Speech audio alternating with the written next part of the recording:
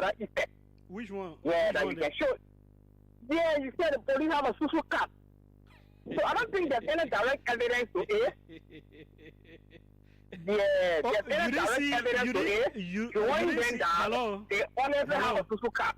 Hello. One, that's the first one. Let me tell me my two different points. No, but I gotta ask you now. My second point has to do with everybody like hold on. Hello. In the past regime. Hello.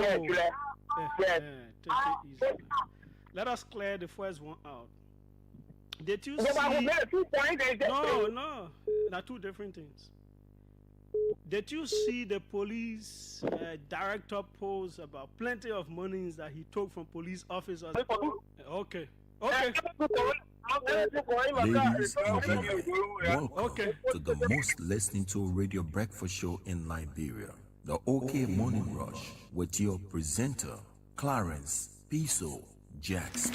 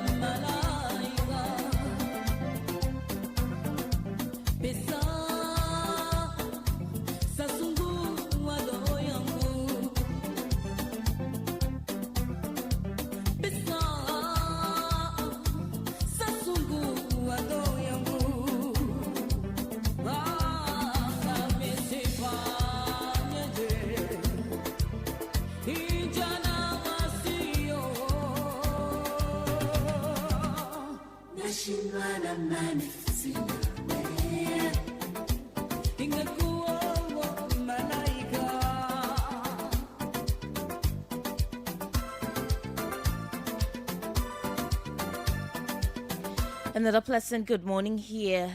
Welcome to the OK Morning Watch on OK FM 99.5. I'm sure you all were expecting to listen to the voice of Clarence Jackson, but he is unable to be here this morning, so I am filling in on behalf of him.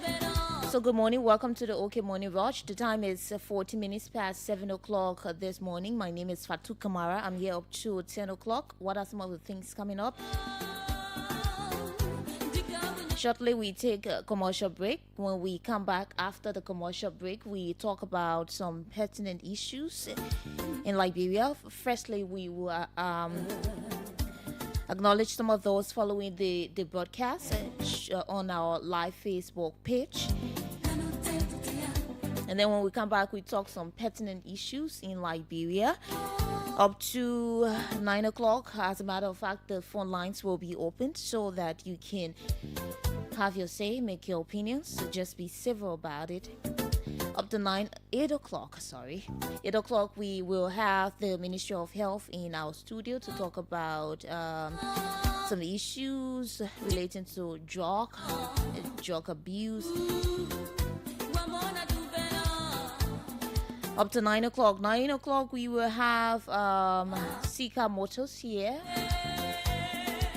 And they will sit in up to 10 o'clock. And 10 o'clock, I'll be walking out of the studio. And so that's how things are going to be like here up to 10 o'clock. And as I said, my name is Fatu Kamara. I'm here up to that time. So keep it locked down. Don't touch your dial. The more you tune, the better it gets here on this station. Let's go for this commercial break to be back. A journey of power, performance, and reliability. Car Motors has rebranded. Welcome to the all-new CFA Mobility Liberia, your trusted provider of world-class vehicles, motorcycles, and trucks. With Toyota, experience, strength, innovation, and adventure like never before. Built for Liberia's toughest roads. You need power and performance? Mitsubishi delivers toughness, efficiency, and performance for every job. And for those who move fast and ride with style, Yamaha Motorcycle provides unbeatable speed, durability, and comfort. At CFA Mobility Liberia, we don't just sell vehicles, we provide expert servicing, genuine parts, and lifetime support to keep you moving. Visit us today and experience the new CFAO Mobility Liberia. Same trusted quality, brand new experience.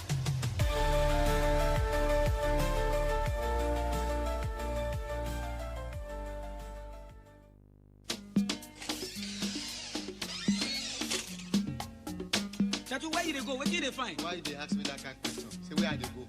Where they go? Where they come?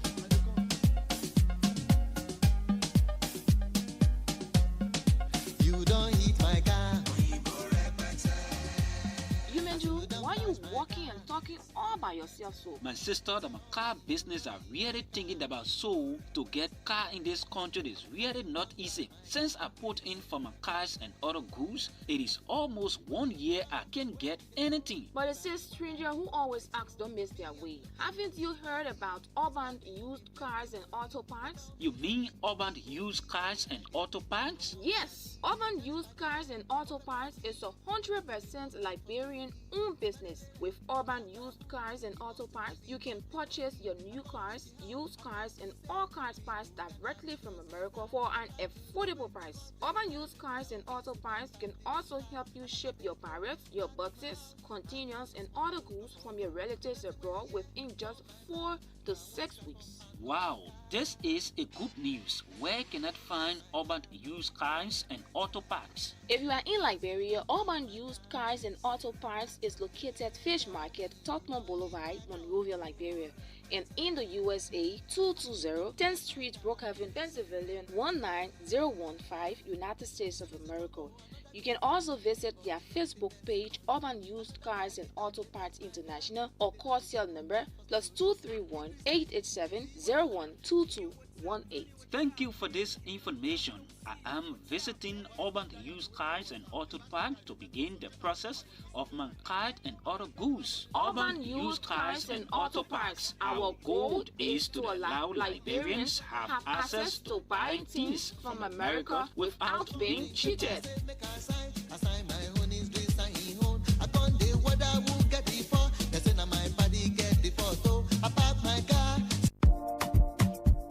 Attention, attention, attention to all lovers of the good things in life. A house is not a home, and a home is the one place where you should feel relaxed and accomplished. Your home should reflect who you are. So, it's time to make that upgrade with minimal damage to your pockets. And I have the perfect solution for you. Home Sweet Home, located on Benson Street, between Center and Buchanan Streets, got you covered. From the kitchen, we have air fryers, juice makers, pressure cookers, freezers of all sizes, and all the modern kitchenwares you can think about. From the bedroom, we have top-of-the-line, exquisite beddings to give you that great night's sleep because you have earned it, and soft, comfortable towels for your bathroom. And in the living room, we have high-definition TV sets of all sizes, unique aerial rugs, classy curtains in all the colors you desire, wall paintings of different sizes and colors, furniture, and everything you can think about for the home. All that at unbelievable prices. We even have low voltage, high quality washing machines and dryers to keep your clothes fresh and new at all times. As a bonus, we have fashion accessories for both the young and the old, designer quality bags, hats, and rare jewelries. So if you love yourself, your family, and your home, it's time to treat it right. Visit Home Sweet Home on Benson Street between Center and Buchanan Streets for that needed upgrade. You can call them on 0886 834 944 or 0770 581 420. Home Sweet Home, for the love of a classy home.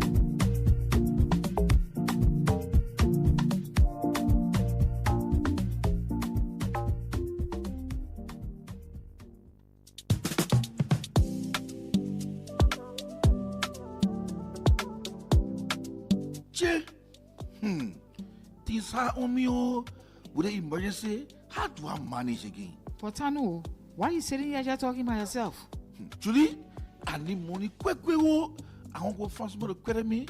Then I will pay them as soon as I get paid with the more in. Echo Bank can credit you, but the only thing you have to pay in 1 month, and the good thing, the interest are just 3%. For you? Yeah, just go to any Echo Bank branch and you ask for the form to enroll you on their salary advance platform. When they give you the form, you fill it up and you make sure your HR sign it. Then you take that form back to the bank. After you carry it to the bank, they will send you a message to let you know that you're already on the platform. Then you can use the *326# and request for 50% of your salary.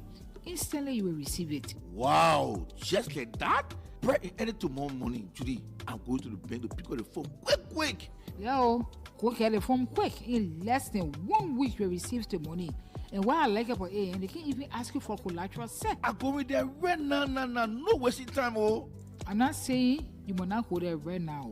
You must make sure you pay the bank money back. Oh. Hey, Judy, that you talking slow, so I will pay back quick so I can credit again.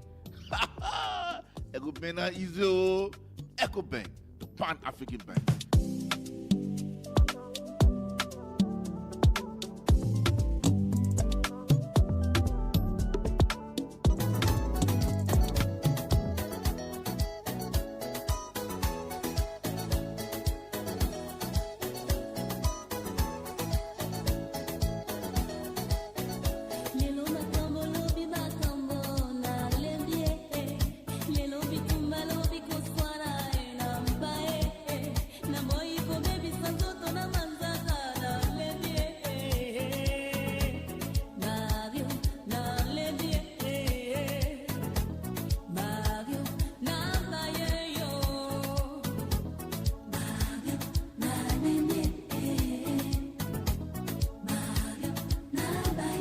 So we want to say welcome back to the OK Morning Watch, and let's take a look at some of those following the broadcast this morning. Samuka Keita says he's watching. Austin Benson is watching from Grand Jude, Zweju City this morning. Self else, that's S. Kilgbe is watching. He says good morning. I'm following you from my Johnsonville belt in District Number 2. Kamara Sano is watching. He says, good morning, OKFM. I'm following from Clay Street, Central Monrovia. Thank you for following. Samson W. Where the journalist says he's following from Liberia Excellent News Network office. What bet y'all get that office?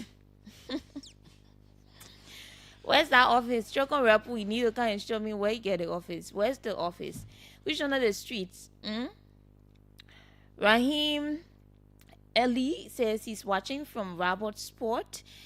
Emmanuel Wejela is watching. He says he's watching from Matade Community. Good morning to you. Mohammed Fiso Gordon. Mohammed Gordon, good morning. He says he's watching from Montserrat County Students Union office. Where your office? You'll tell me. You'll be stating where the offices are located so that we can know. Yeah. Please. Pilike Zwogbe says he's watching. He's following from Zweju City. Kogbe Yang is watching from Duport Road. Benjamin Kanabo is watching from Sierra Leone. Aji Momoke Malake Jr. is watching. He says he's watching from Grand Cape Mount County. Samuka Keita, okay, we've taken that. Ruben Soko is watching from River G. Ibrahim Ville is watching. He says, good morning. I'm watching from Gardnersville, Chocolate City. Tor D. Chester is watching from VOA. Charles Comey is watching from Atlanta, Georgia, USA. Charles Comey, again, we've taken that. Ambassador Edwin Momodu Golafale is watching. He says, good morning, Fatu. Long time no see. Okay. I'm here. I'm around the city. Vamuyanke Bayo is watching from Bushro Island. Justin Tizo is following the broadcast from Johnsonville. He says he's watching from the township of Johnsonville. Alexander Sami is following from Cartwell, Benson Street, Lucky James is watching from Point Junction. Morris Johnson watching from North Carolina. I think it's the USA. Martin Willie is watching from South Korea.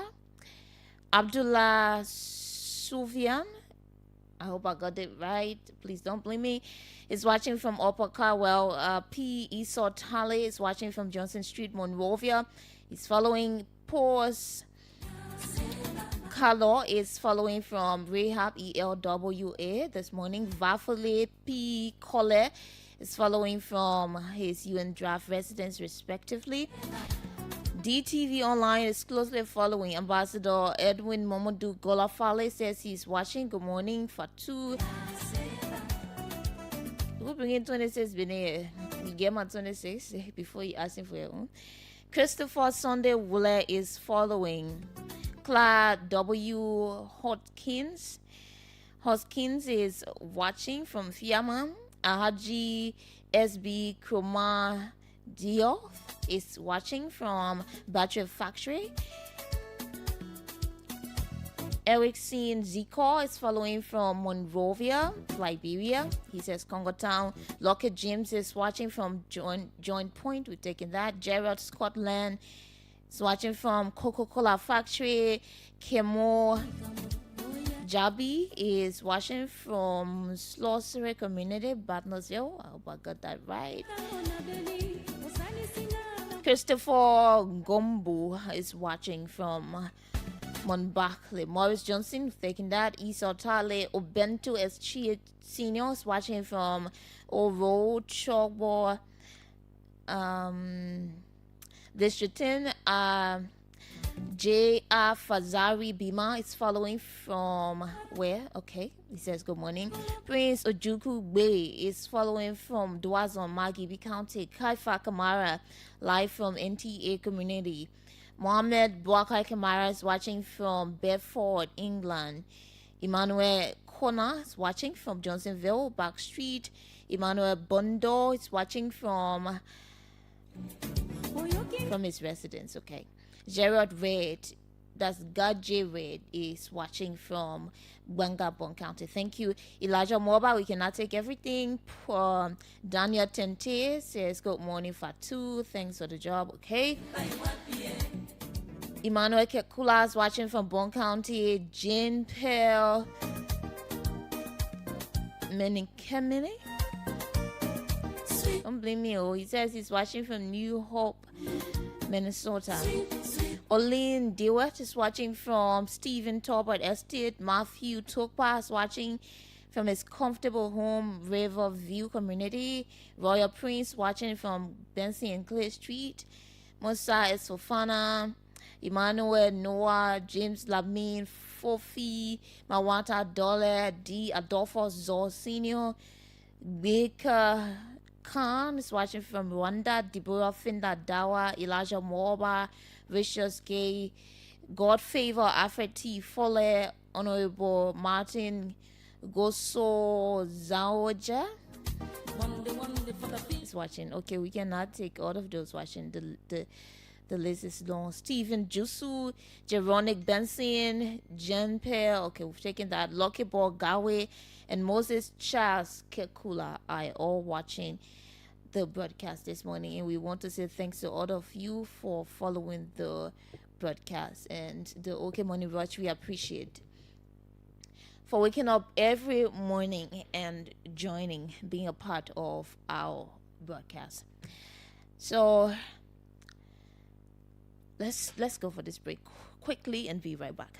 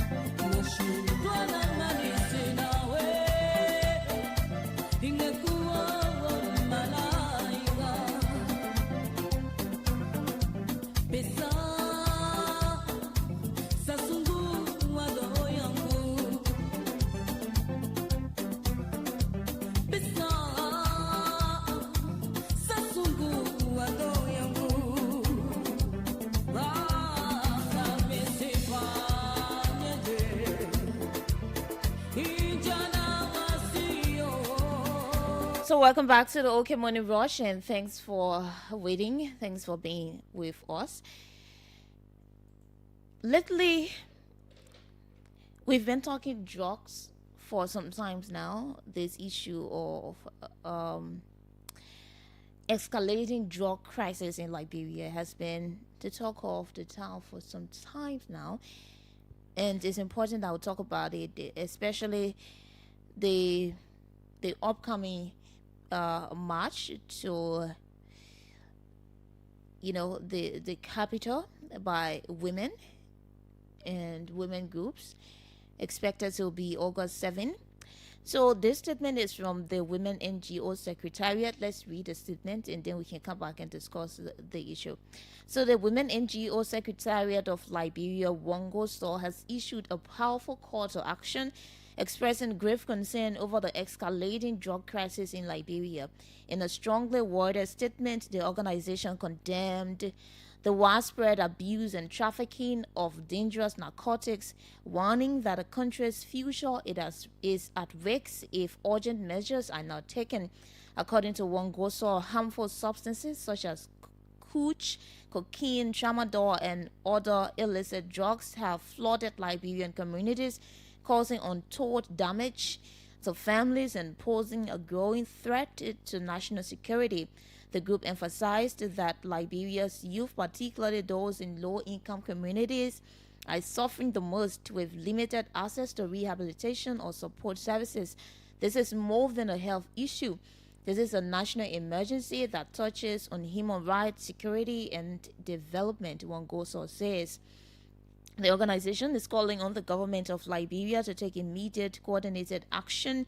Key demands include strengthening the Drug Enforcement Agency and other security bodies to crack down on drug trafficking, networks and tighten border controls, expanding rehabilitation centers and mental health services through the Ministry of Health, launching community-based prevention campaigns in collaboration with the Ministry of Education and civil society organizations, reviewing and enforcing the 2014 Controlled Drugs and Substances Act with appropriate funding and implementation strategies. Wongoso also highlights Liberia's commitments under several international and regional treaties, including the UN Convention Against Illicit Traffic and Narcotic Drugs, the African Union Plan of Action on Drug Control, and the National Drug Control Strategy 2018 to 2023. Despite these obligations, the group noted that progress has been slow due to lack of political will and resources. Liberia's constitution guarantees equal opportunity for all citizens, and that promise cannot be fulfilled while drug addiction continues to rob our youth of their future, the statement added. In a passionate appeal, Wongoso urged all sectors of society, from government officials and parents, to educate educators and young people themselves to unite against the drug epidemic. Mama Liberia is crying. Her children are being destroyed by drugs. The time for silence is over, the group declared. Wongoso pledged to work alongside government agencies, international partners, and community leaders to confront the crisis and build a national movement that protects the country's youth. The message ends with a rallying cry: say no to drugs, say yes to life. So, the last time I hosted Hope for Young People Incorporated Executive Director Thomas Bondo, and he was here talking about a lot of issues. So this thing about declaring issues national emergency is important. It's really important. The same thing happened with rape. We're all talking, the president declared rape a national emergency. Well, look at the the surge in rape cases nationwide. Look at the surge in rape cases. Look at how this issue of rape is still a topic around Liberia. We still continue to talk about it. Drug declared a national emergency, but it's like it's even getting worse on a daily basis. So it is not just declaring the menace a national emergency, but it's about taking actions. I read this open letter from an officer of the Liberia Drug Enforcement Agency. It said, open letter to the honorable lawmakers of Liberia, a cry from the front line, and your endorsement is a mockery to our sacrifice. Dear lawmakers of the Republic, I write you not with respect alone, but with heavy heart and a spirit of weighed down by betrayal. I write not as a politician nor as a public speaker, but as a foot soldier in Liberia's most dangerous war, the fight against drugs. I am an officer of the Liberia Drug Enforcement Agency, and today I must speak the truth that too many of us have suffered silently. A few minutes ago, I saw the images that broke many of us on the inside. Lawmakers comfortably dressed, proudly holding t-shirts that read, I am a victim. Endorsing the August 7, 2025 Say No to Drug protests, a photo opportunity, a show of concern, a performance for the public. We are heartbroken. Not because Liberians want to march, it is their right and that their voice must be heard. We are heartbroken because those who hold power to make a lasting difference, you, the lawmakers, choose to symbolically endorse a protest instead of practically empowering the agency that is legally mandated to confront the problem. But where are you, or where were you when we cried for operational vehicles? Where were you when we patrolled crime-infested areas on foot, chasing drug laws with no fuel, no communication devices, and no bullets? Where were you when one of our officers died in the field with no health insurance, no protective gear, and no national honor? You march with shirts, we march with our lives. While you wear caps, we wear scars from the streets, from the pressure, from the trauma of watching our young people waste away, and from being powerless due to your inaction. We urge you visit our stations, walk with us, listen to our stories, listen and understand the cause of our service, then take the understanding and turn it into policy, budget allocations, and structural reforms. Let me be clear, the Liberia Drug Enforcement Agency is suffocating. We are underpaid, insultingly so. We are under-equipped, dangerously so. We are under-supported, disgracefully so. Speaking of salaries, what we earn is barely enough to survive, let alone raise a family or build a future. Yet, every morning we rise, we report to duty. We fight, not for fame, not for Facebook, but for country. And in return, we get forgotten. Your endorsement of a protest without first addressing the crippling state of the Liberia Drug Enforcement Agency is not a show of solidarity, it is a slap in the face. It is a painful reminder that the very leaders who should champion our work choose to play politics of our reality. You stand for the cameras and chant slogans while we stand on crime scenes and bury comrades. Do you know what it is like to arrest a known drug trafficker only for them to walk free the next day because of loopholes in the law you refuse to tighten? Do you know what it feels like to sit in the dark booking station? Do you know what it feels like to risk your lives for a nation that only remembers you in protests and press conferences? We are not asking for applause. We are demanding accountability. Liberia doesn't need symbolic protests. Liberia needs a real investment in law enforcement, in prevention, in rehabilitation, and in justice. The responsibility falls on you, not the protesters, not the t-shirts, and not the hashtags. You.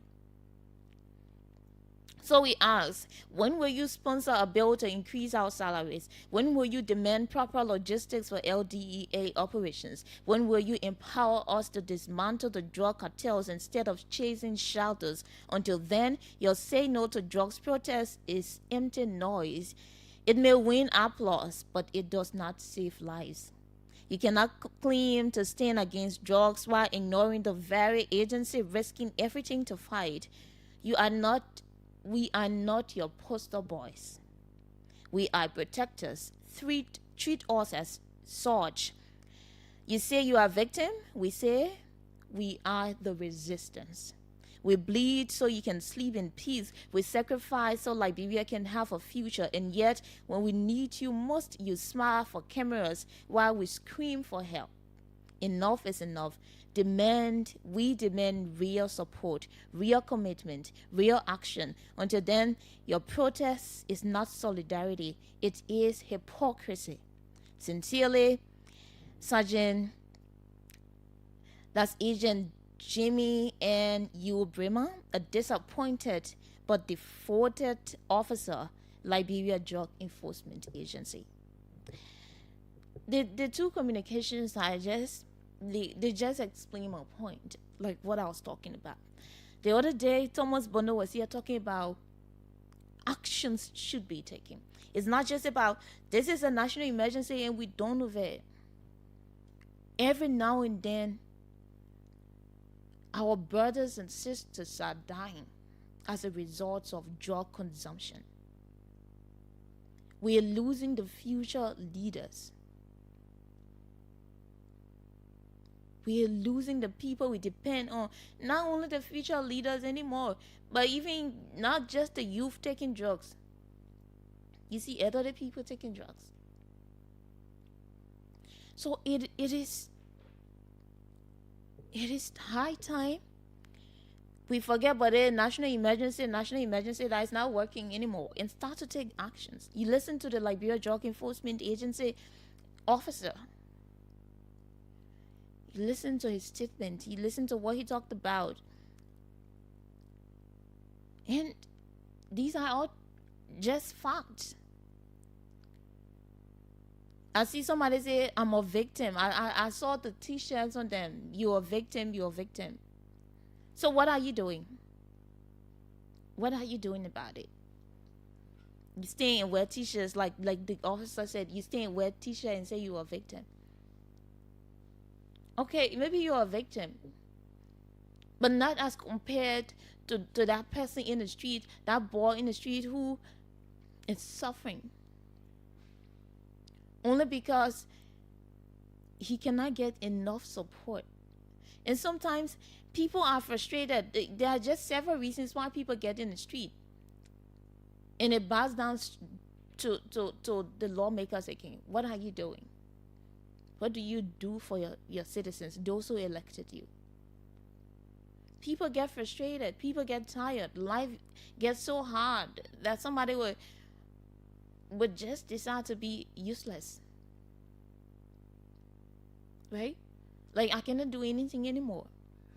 So now you're listening to the drug enforcement officer. You listen, and it's not only the drug enforcement officer, but also those organizations who are working to fight against drugs. They themselves need support. You know, we can do the awareness, talk about drug, maybe including it in our curriculum. But those who are fighting drugs, those organizations, institutions on the front line, officers on the front line, they need support.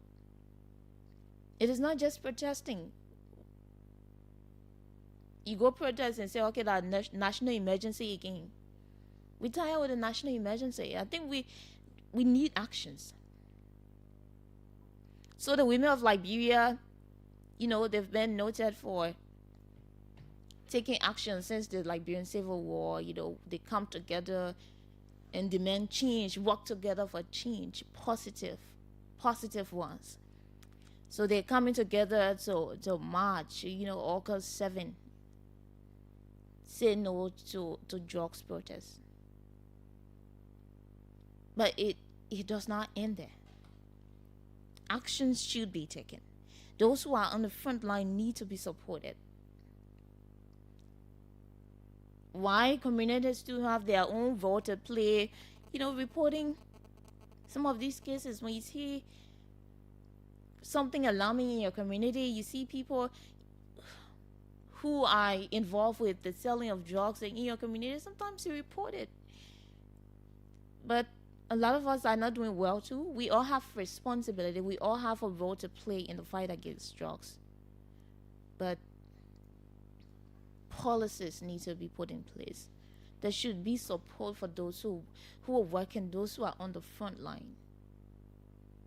Listen to the officer talk about vehicles. These people are at risk. They are at risk. You are arresting people who, their life or living depend on certain things, and you go arrest and take everything from them, and you moving in the street. Sometimes you walking in the street, you're powerless. You're vulnerable to a lot of things. You are vulnerable to a lot of things. So these people need to be capacitated to do the work to do. It is sad, that communication from Officer Bima is, let's say Jimmy, is really sad to listen to. We have 12 minutes to go. We open the phone lines. You listen to the two communications. One from the officer of the Liberia Drug Enforcement Agency, and the other from the Liberian Women, that's NGO Secretariat of Liberia. So we open the phone lines. You join the conversation up to 8 o'clock. 8 o'clock we will have the Ministry of Health to continue on this same issue about drugs in Liberia. So let's take this very first caller. Caller, you're live. Good morning. Where are you calling from? Yeah, good morning. Good morning. The name is Robert, political Slata in Burma. I'm calling this morning from Congress City in Kumota. Okay. Fatu, let me appreciate you for the topic of discussion. The issue of, I agree with the officer that said there are deception of these people that say they're going march for church. These are deception and showmanship. Okay. The government, for me, the government responsible for the inflow and outflow of jobs in the recruitment of job users. What do I mean? If you as a man working in the government, and then you were placed on the, let's say, the supplementary payroll, and then this government come and took you from, let's say, because you were not there the way. And we all know that the government, whether the president will to create job for a citizen outside or inside government. If you know that the president is not placed there, you put them there, and then that person said, from the time you got elected to currently, that person said, you're trying to say you create trauma, that person lost the income, that person lost respect, that person lost every relevant as a human being. When you tell that person to do, that person will go on the street. So when they go on the street, you don't know who they're going to encounter. At the end of the day, they become a false user. So when government take a decision, government should know how to take a decision. Like the motorball rider, the motorball rider uses that motorball for means of survival. And then you tell him to register his motorball and do everything just because of one recklessness of one motorball man. You get all motorcyclists to stay home is you. You're arresting the bar. It creates trauma, it creates psychological effect. At the end of the day, a boy will go to substance that does not belong to him. Instead of coming to anything, you take a decision, why is you a good guy coming to take a decision? Because you look at the negative impact of the decision you take. Okay. So I think the government is responsible for all these things. Thank you very much. Thank you so much. Let's take this one right here. Good morning. Good morning. Okay, we take another caller. Good morning. Good morning, Fatu. Good morning. Let's hear you. What's your name? Yes, I'm Kekwa S. Super Junior calling from. Okay. Also, thank you for the show. And thank you ever so much. I listened to you this morning, even the letter you just read. For me, I think these are our lawmakers. They are not in our interest. On a very serious note. Okay. If you are a lawmaker who make appropriation for all of us in this country, and then you see that the issue of drugs is overwhelming us as a people of the nation. Instead of you doing the right thing, then you go on wearing t-shirt and then saying you are affected. How are you affected? When you alone salary will even do better thing for somebody who is in the street there. I even listened to the speaker the other day talking about creating additional 10 seats for lawmakers. Are you kidding me? When you people are 103 lawmakers, you people making almost $64 million.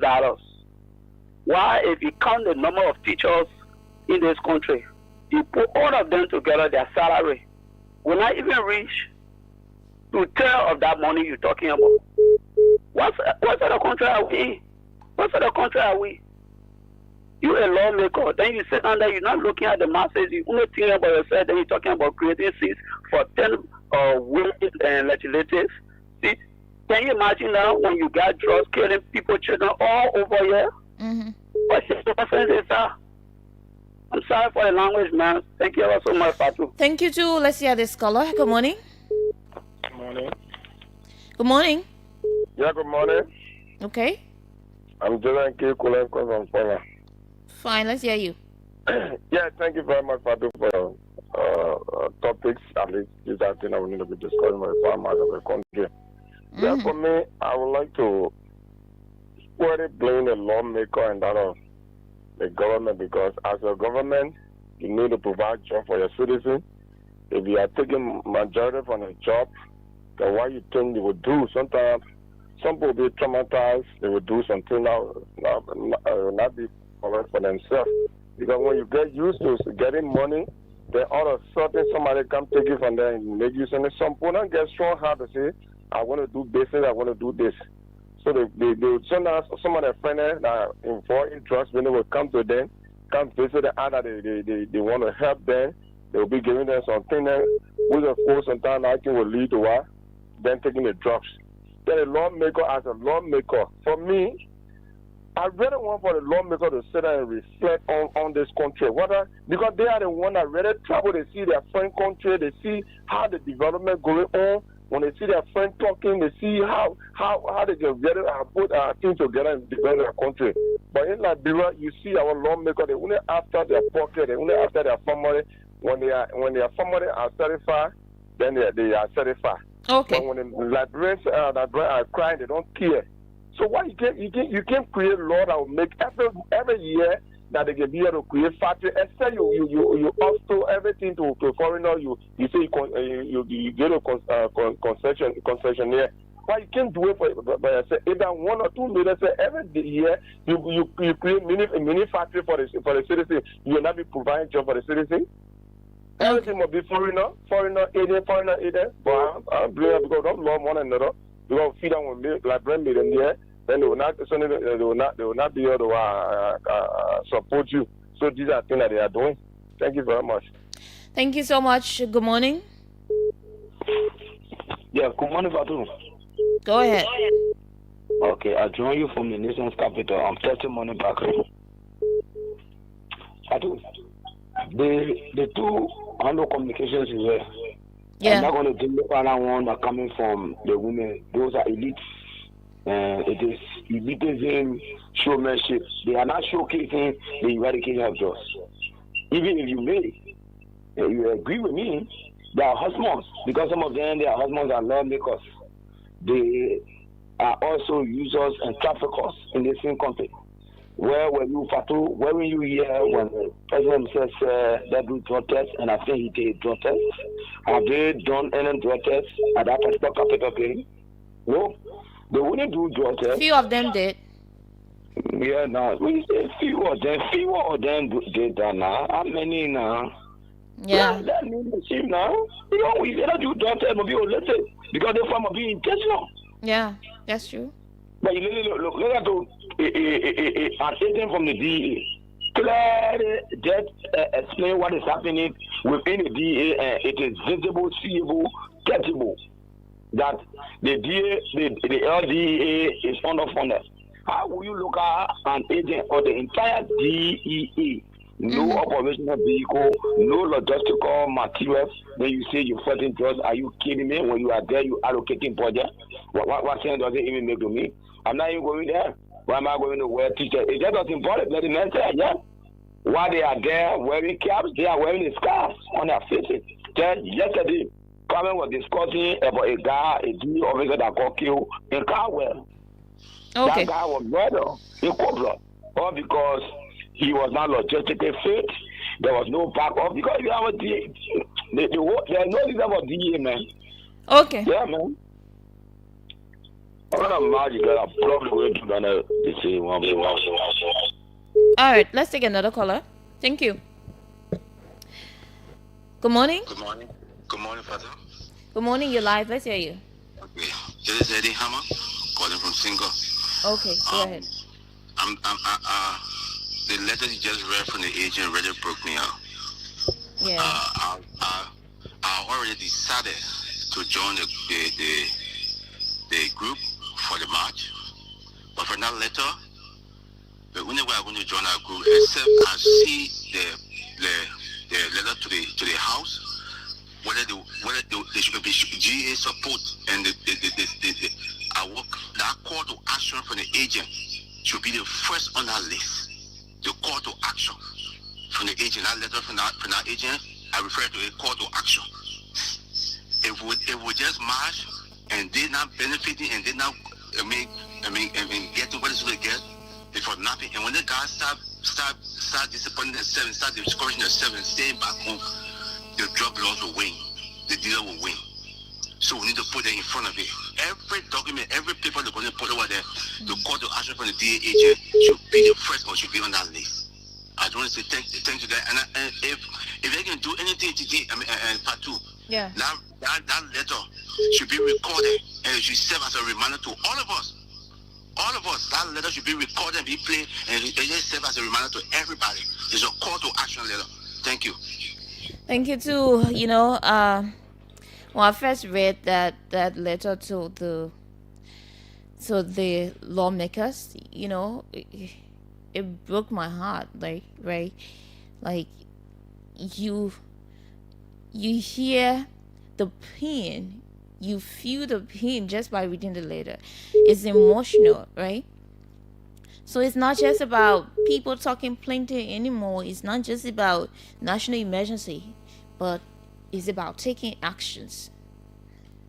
You victim, everybody gonna be victim. Good morning. Good morning, Fatu.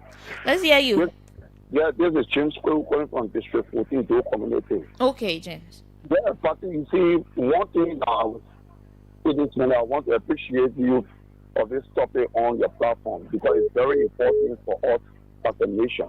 But Fatu, I'm highly disappointed with those people who would think that the issue of drugs should be politicized, and that which I think is not good and healthy for our country. No. Yeah, because I think that we as a people of this country need to come together regardless of which political party support. When it comes to the drug issue of this country, we all should gather together to see how much, because it's a fight against drug, and that should be a thing which is all Liberians coming together to fight drug. Sometimes, Fatu, the reason why the drug is escalating in this country is that a lot of times we politicize things, and we know that when the government is in power, and we see things that is not being right. The country, by right, every other country that is well developed that fight drugs, the CDC also work in collaboration with the government to ensure that our drugs be controlled in the country. But it's not, when it comes to Liberia, the case is just different. Liberian, we always want to politicize alone the government that is now, support that is not in power. We will always want to see things going the wrong way. In fact, let me say this: Liberia, our mind towards this country need to change because it's a crisis that we are fighting. It's a serious crisis. So we all need to come together in consultation with the lawmakers, more especially those that are up here, they are the more problem of this country. Because they might Fatu, how the lawmakers will be taking a huge sum of money where there are a lot of disabled people all over the streets, all over the city. Those lawmakers should, their salary should be reduced, and those money should go in, go towards to building health centers and to ensure that those people be rehabilitated. So, brother, we need to work together as a team to ensure that this job be continued in our country. Thank you very much. Thank you so much. Thank you. We are going to take this break. Our guests are already here. We'll take this very short break. So we'll be right back. When we come back, we will usher in our guest.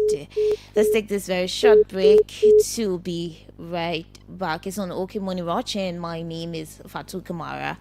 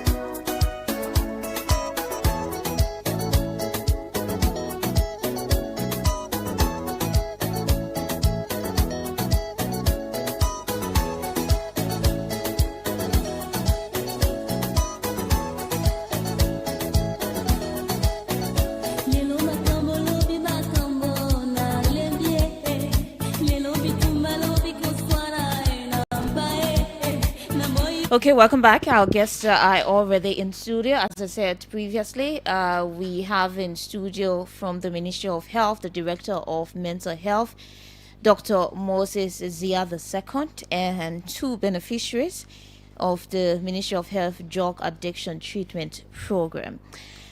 So without time to waste, we turn over to our guests. Good morning. We start with you on my far right, the man in the coat suit. Good morning. Yeah. Oops. Okay. So you can just go back, yeah. Okay. Well, thank you, Fatu. Good morning to you, and good morning to the lovely people of Liberia. Okay. Whether you're home or you're abroad, good morning, and it's good to be on the platform again this morning. Okay. Let's hear from the lady, the only lady. You can bring the mic to you. Thank you.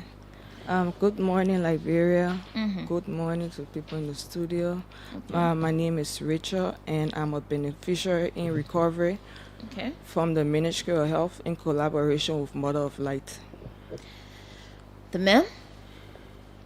Good morning to the people. You can bring the mic to you. You don't have to even come to you. Pull it to you, and you bring it low. You hold the head of the mic and bring it low. Okay, thank you. Yeah, let's hear you. Good morning to the peace loving people of Liberia. My name is Terry.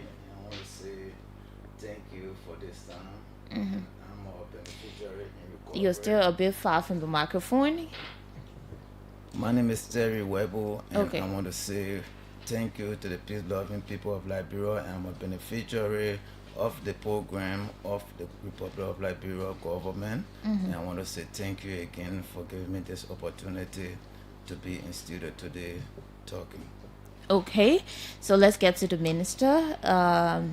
Minister? Director, please.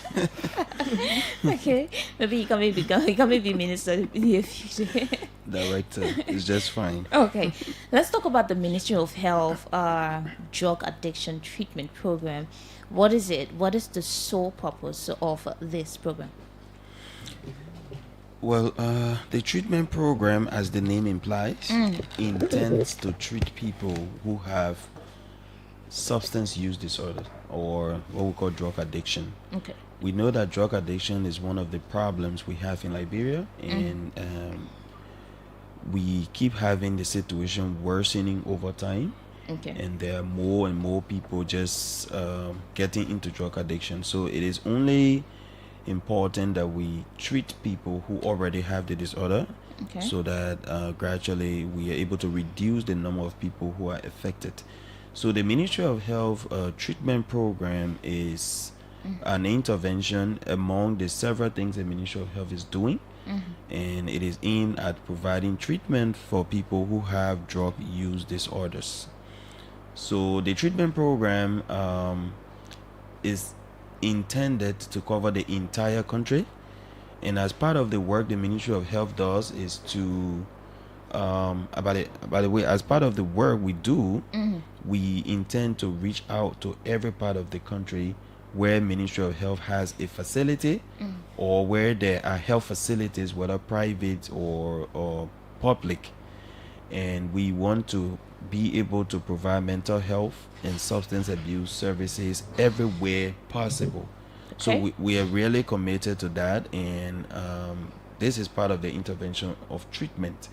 So specifically, we've come to talk about the drug abuse treatment program that the government of Liberia is funding. So we will be talking more about that, but that is basically what the program is. Can you briefly maybe describe some of the different stages or the components of the treatment process that the beneficiaries would typically go through? Yes, so I always like to make the emphasis that drug abuse is a brain sickness. It's a brain disease, right? So when somebody is sick, there are ways you're supposed to treat them. People who are providing care, and by the way, let me say good morning and a warm appreciation to our people who are in the treatment center. It's not easy working in a treatment center and working with people who have substance use disorder. It's quite a difficult experience, and it requires real passion. So we would like to appreciate our people, and of course the Ministry of Health entirely, from the leadership, the Honorable Dr. Louise Nkwoto and the rest of her team, for the continuous support, the dedication, the commitment, the passion to help treat people. So when someone has a drug use disorder, they can be on a spectrum of what we call mild to severe. Some people have mild problems, some people have severe problems. So the professionals providing treatment are able to evaluate or assess individuals on a case-by-case basis, and they are able to plan the treatment that will be appropriate for each individual. So when you contact the treatment center, you have people who will speak to you and put you on a schedule to come for assessment. So screening and assessment will be done, and the assessment is actually comprehensive. We analyze what your drug problem is, but then we also evaluate or assess other things about your general health.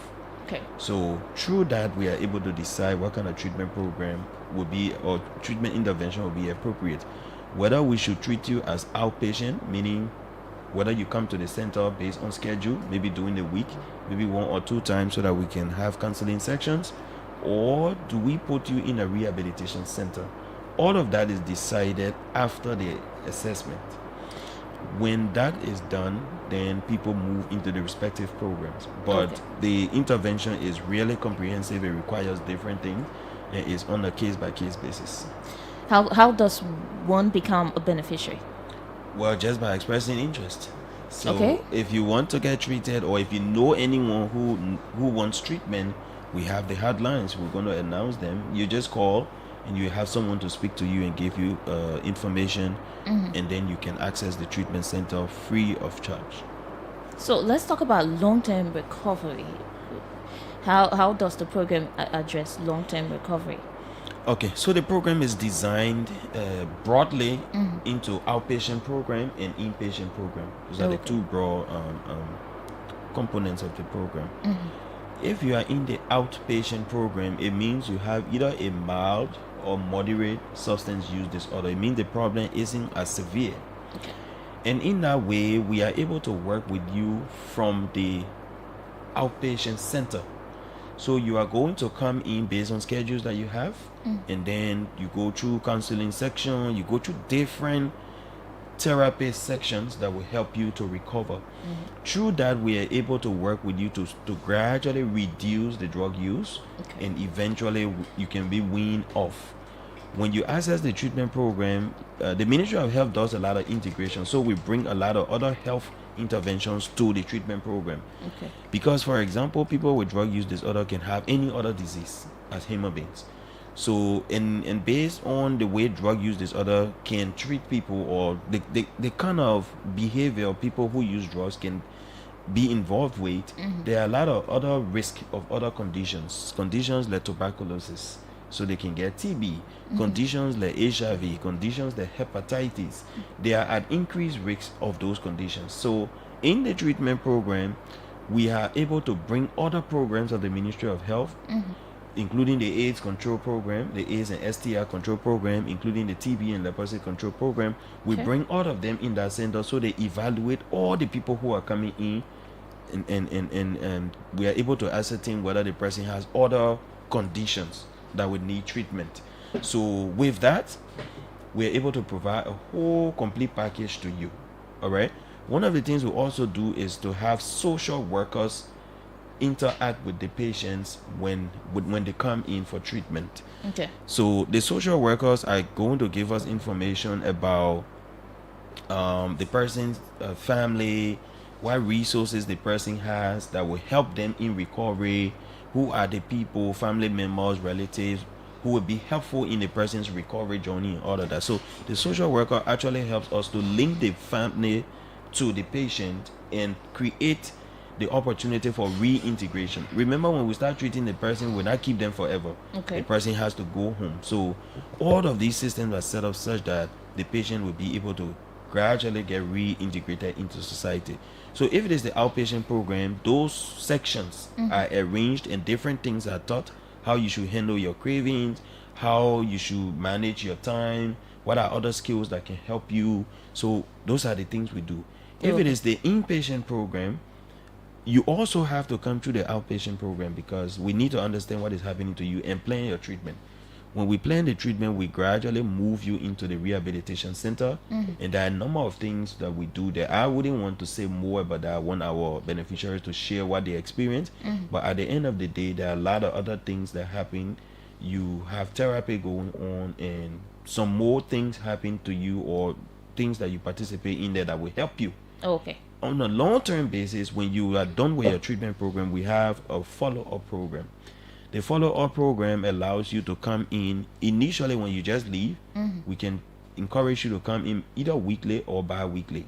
So come in as many times as you can, so that we keep checking in with you to know the challenges you are having out there, how you are able to deal with the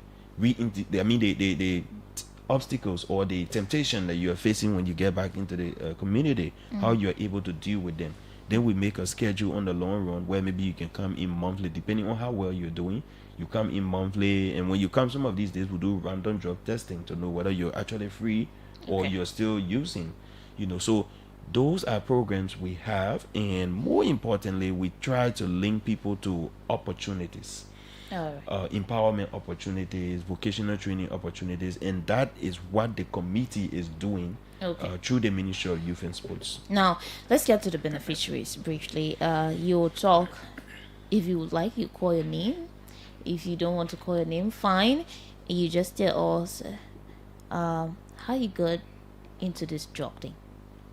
Thank you very much.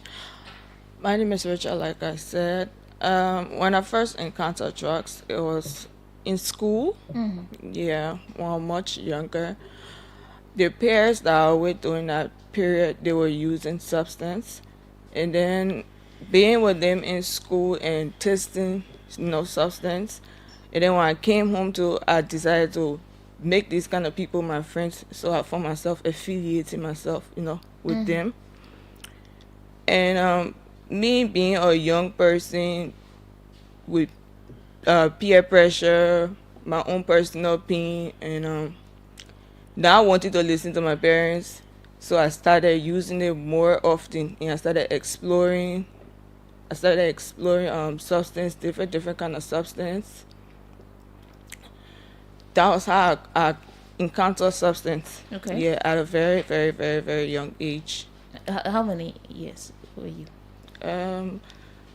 Let's say I was in junior high at that time. Okay, but you can't remember the age, right? Mm, So that's I won't been be exact. that's been a long time now. Yeah, it's been a very long time. For how long did you take it before? I used substance up to college.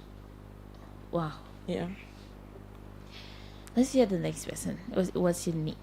You can call your name. If you don't call your name, just say you somebody, And when you started taking drugs, how or who were you encouraged by friends to do it, like Richard? Not actually.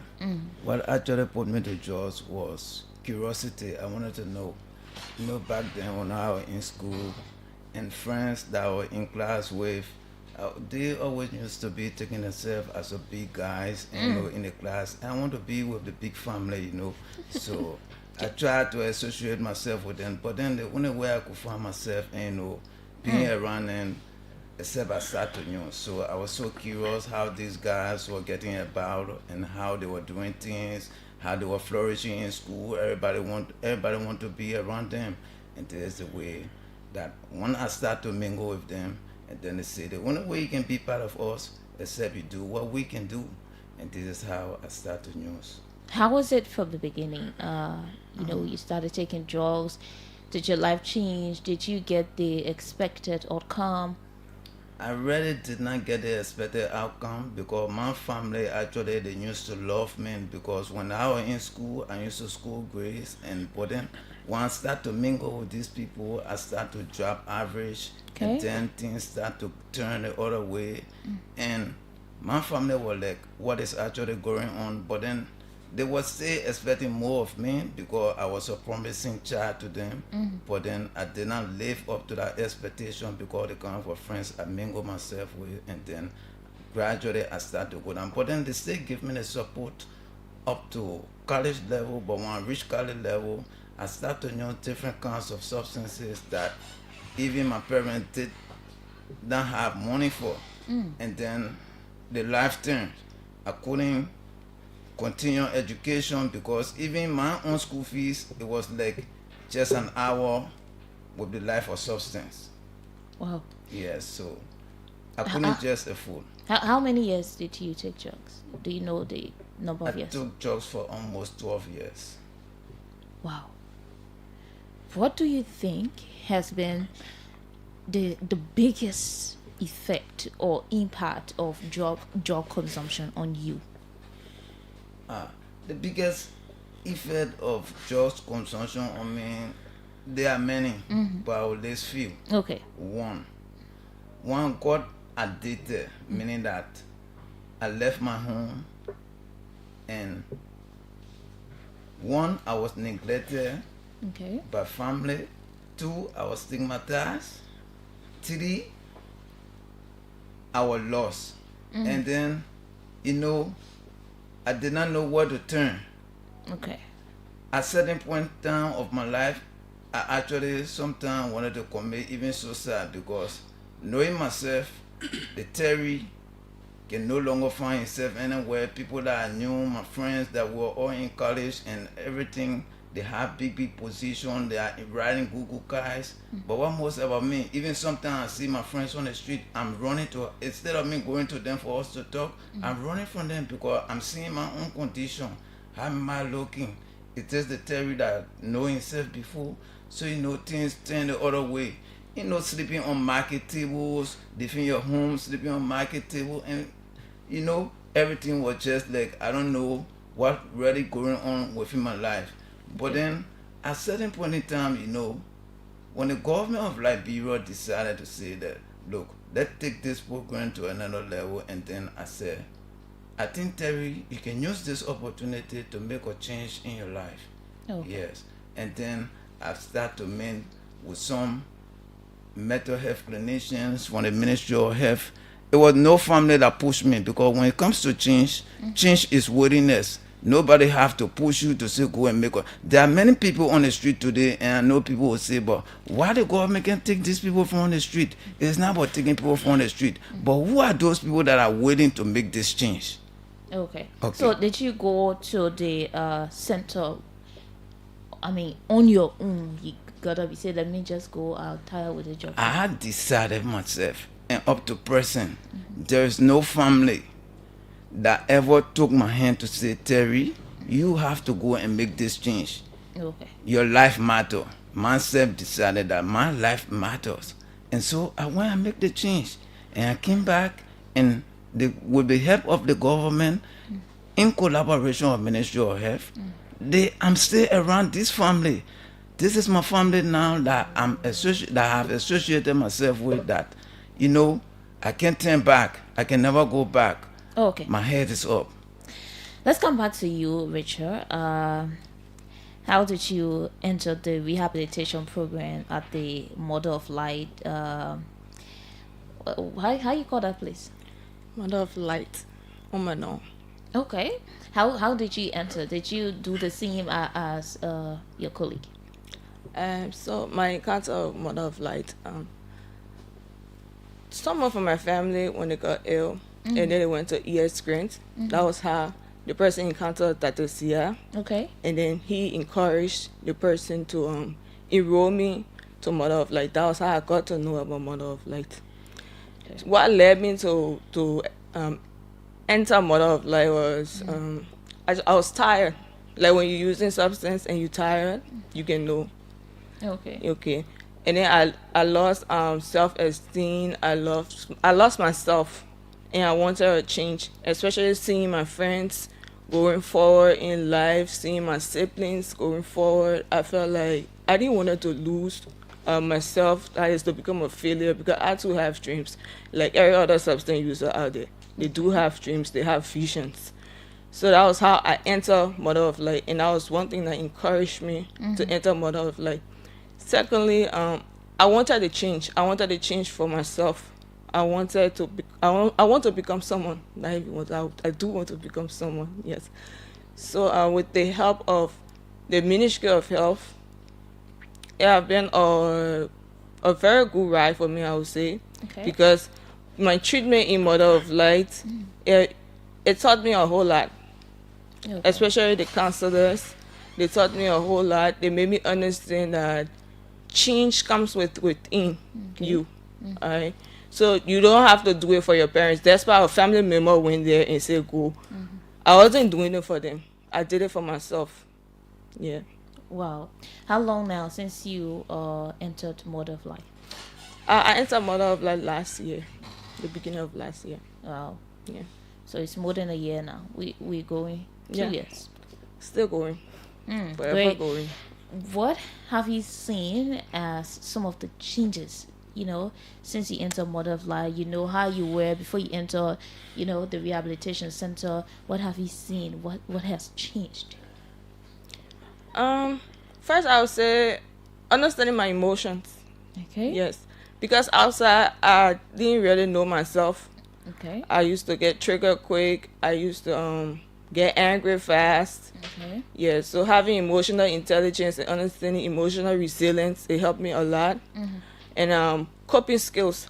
Okay. Yes, how to cope with stress, anxieties, how to let things go.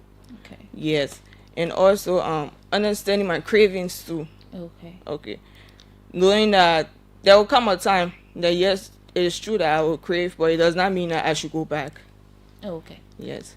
And in Mother of Light, they taught us a whole lot, like knowing our triggers, like I said, coping skills, understanding our emotions, and knowing how to deal with people. Okay. Let's hear from you. What are some of the different things you've learned since you joined? Are you also with Mother of Light? Yes, I'm a model of light. Okay, but that's some of the things. Do you have some skills training? Aside from just the drug thing, leave drug or cravings, how to control your emotions, like Richard said. Are there other things you learn? Yeah, there are many. Okay. The model of light. This is why they do not only do deal with substance used for the substance to leave your body. Okay. They also deal with behaviors. Alright. So because if you leave substance and then you still carry on some addictive behavior, like you are not using substance, but you are still in the community abusing people, that's an addictive behavior. People may still think that you are still using substance because this is the things that substance users do, right? So model of light don't only deal with substance use, they also deal with behaviors. Now, if it comes to other basic skills that you see, that you may ask, what we learn there? Yes, I will tell you. There we learn tailoring, Great. the computer, we learn construction, decoration, catering.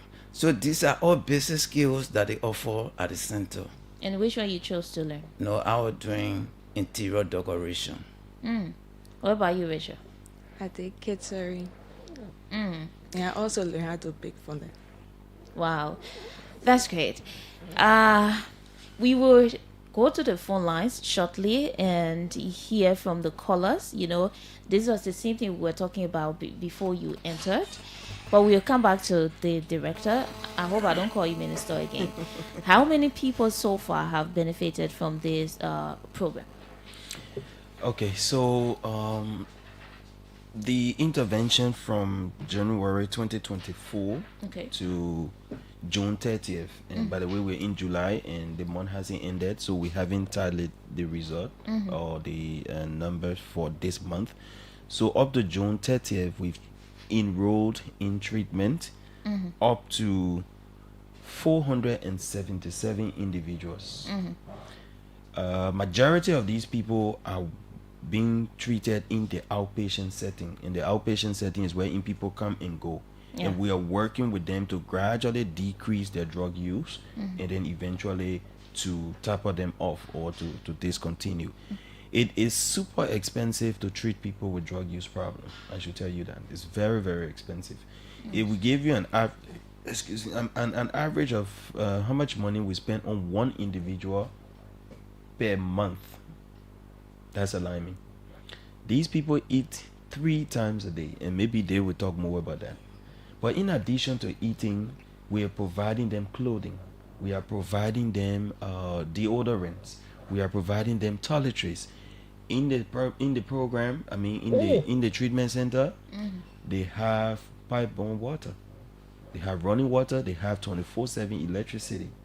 They have, by the way, many times the thing is more like it's a guest house, a nice guest house where people live, because many of the services or utilities that regular people in the city don't have access to, they have access to that. So running the facility is very expensive, and then people are living there, so the capacity of the inpatient facility is up to 80 beds.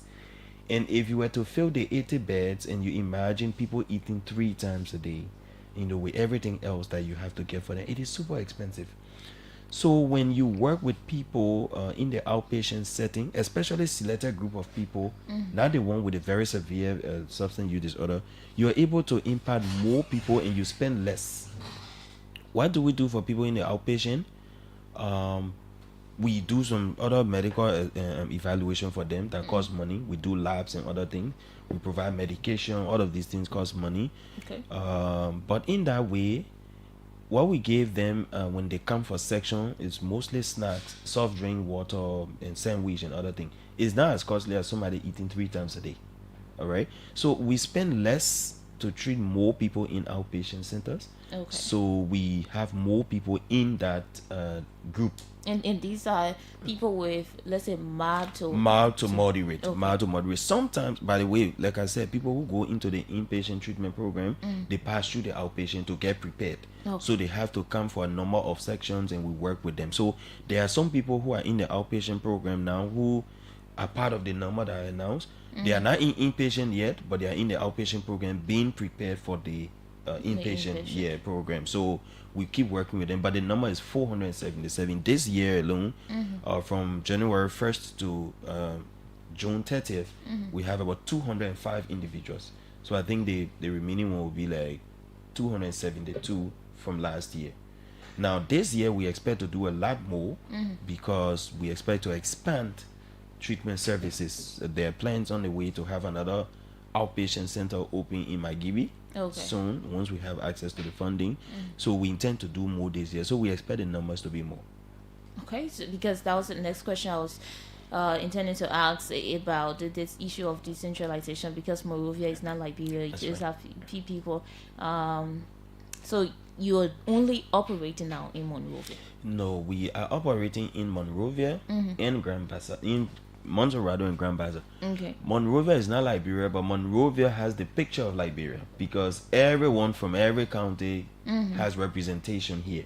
So every time we start, that's right. Every time we're starting an intervention, especially when you don't have all the resources, you have to start and gradually expand. So the first thing we started was to have one outpatient center in Monrovia, and then the one inpatient center in Grand Bassa. This is in collaboration with the Mother of Life rehabilitation program. Then gradually we open one outpatient center in Bassa. So now, right by the county health office in Grand Bassa, in Bikana, we have one outpatient center, and now we have one outpatient center in Concord Town. Those are two centers in two counties. Then the inpatient center is in Grand Bassa. So when we expand and we go to Calcutta, that will be, creating more places for people to get care, and that would mean adding the number up. We all know the number, the surge in drug consumption in Liberia. How do you do awareness to get people to know that this program exists at the Ministry of Health? One of the ways we do awareness is by this, appearing on the radio and talking about what the government is doing, what the ministry is doing. But there have been other programs. The Ministry of Health has a program with the LBS, ERBC, and every Tuesday, different programs within the Ministry of Health make appearance to talk about what is happening.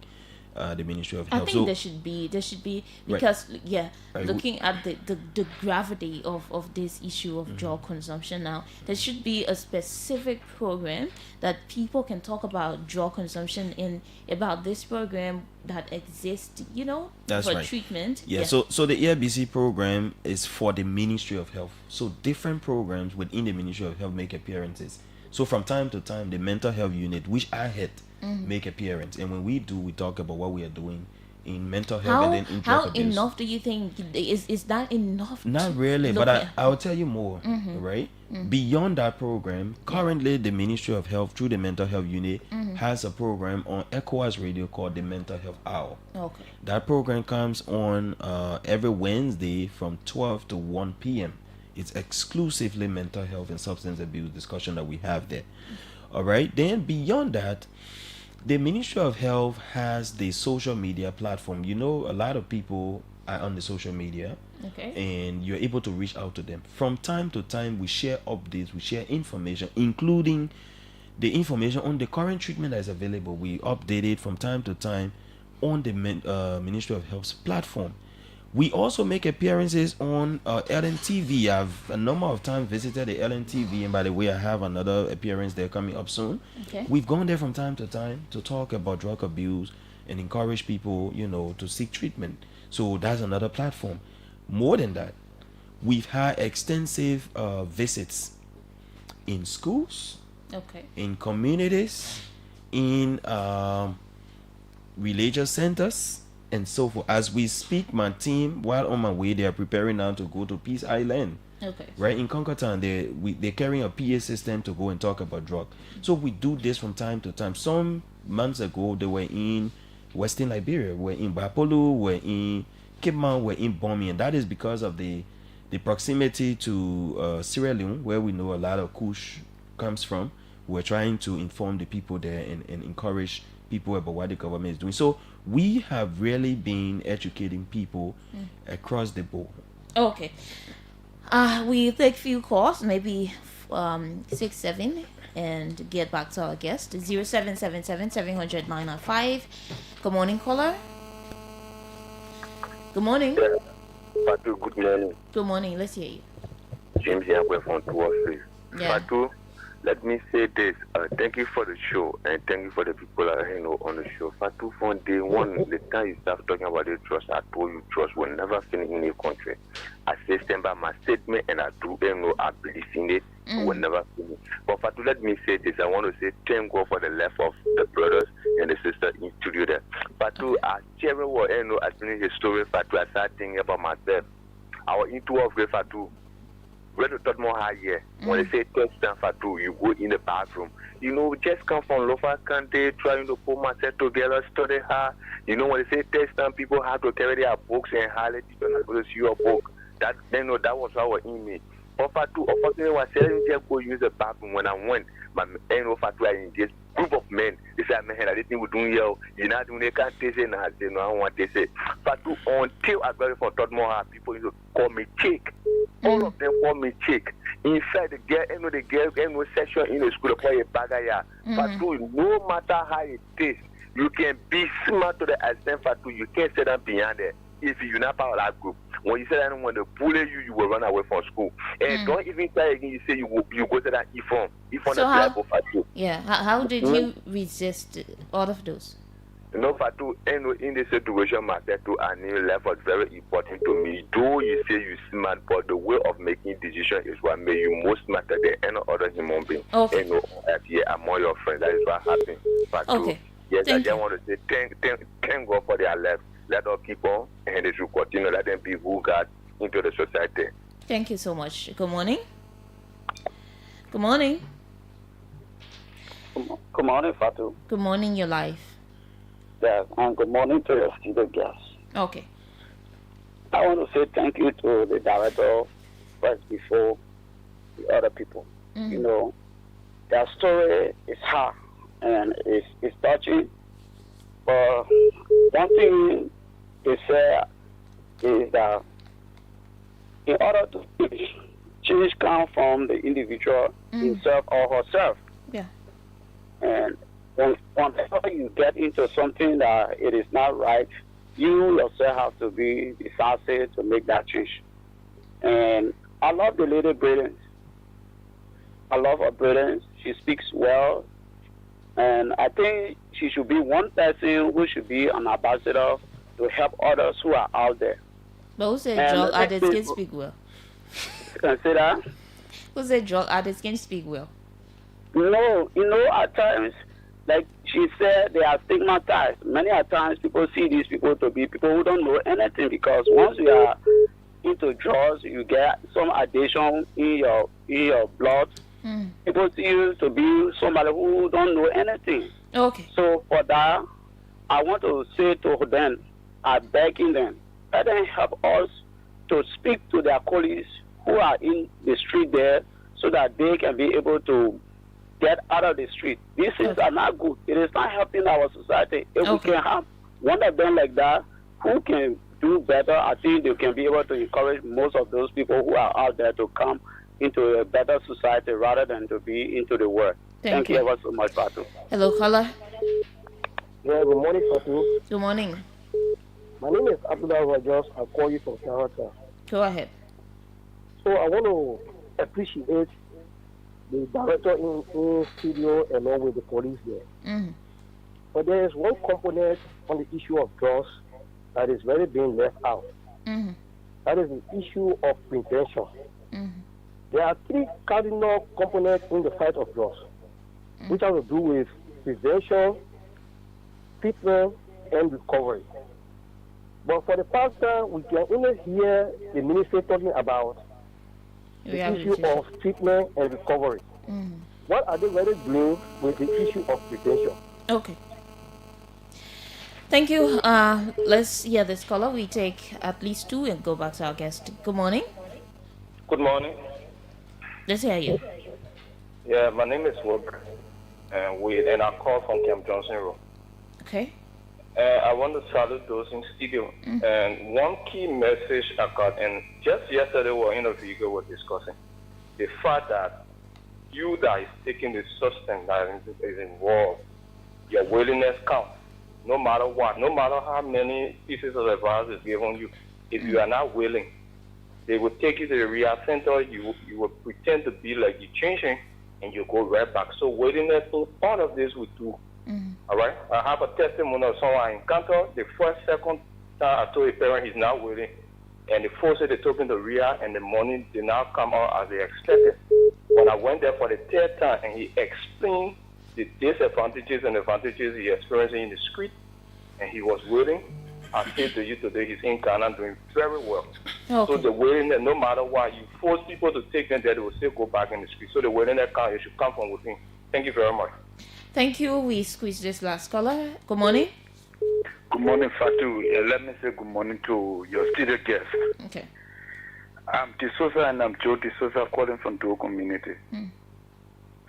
So, Fatu, thank you for the conversation with these people. I think it is important as nation for us to be hearing these things because it is important. So, few things. I listened to the director and you're talking about number to call if somebody is waiting or somebody wants to take somebody to that center where he did not measure the number, so I let him to state the number during a parting statement. And also, I also listened to him when it comes to those beneficiaries.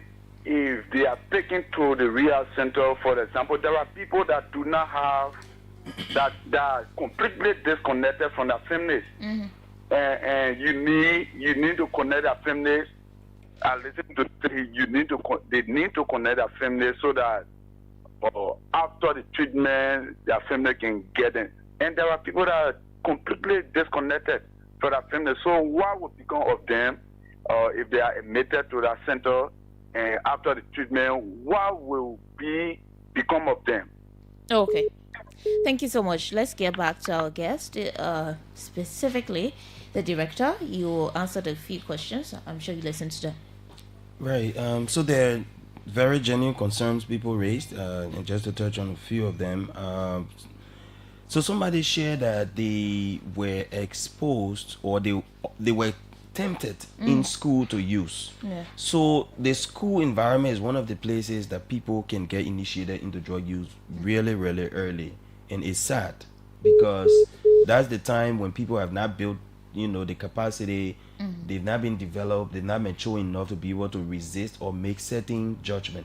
So it is such a terrible situation. So what we are doing now is to improve or do a lot of school-based prevention. Okay. So like I mentioned, we do school-based prevention. We've been going to schools from time to time, but more to that, the Ministry of Health is establishing in partnership or in collaboration with the Ministry of Education, we are establishing what we call the school health clubs. Okay. Now, school health clubs is a concept or is a program wherein you work with students to become peer educators and peer mentors to their colleagues.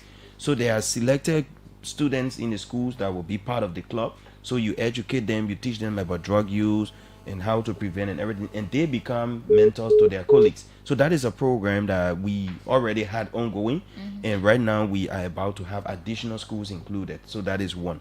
In addition to that, we'll talk about the school-based prevention. Recently, in collaboration with the Ministry of Education and with support from the UN, UNFPA specifically, we were able to develop a drug prevention manual, which is a mental health and substance use prevention manual. It's like a booklet.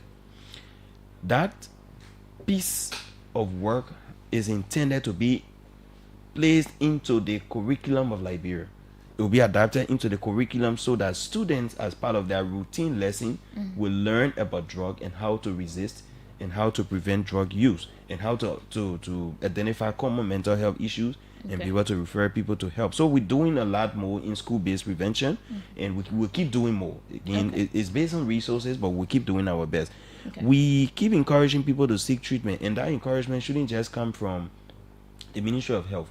We are all Liberians, one way or the other. We know people who have drug use problem. We should be able to encourage people. Now the treatment is free of charge. The government is paying, so we should encourage people. It is true that people have to be willing to get treated, right?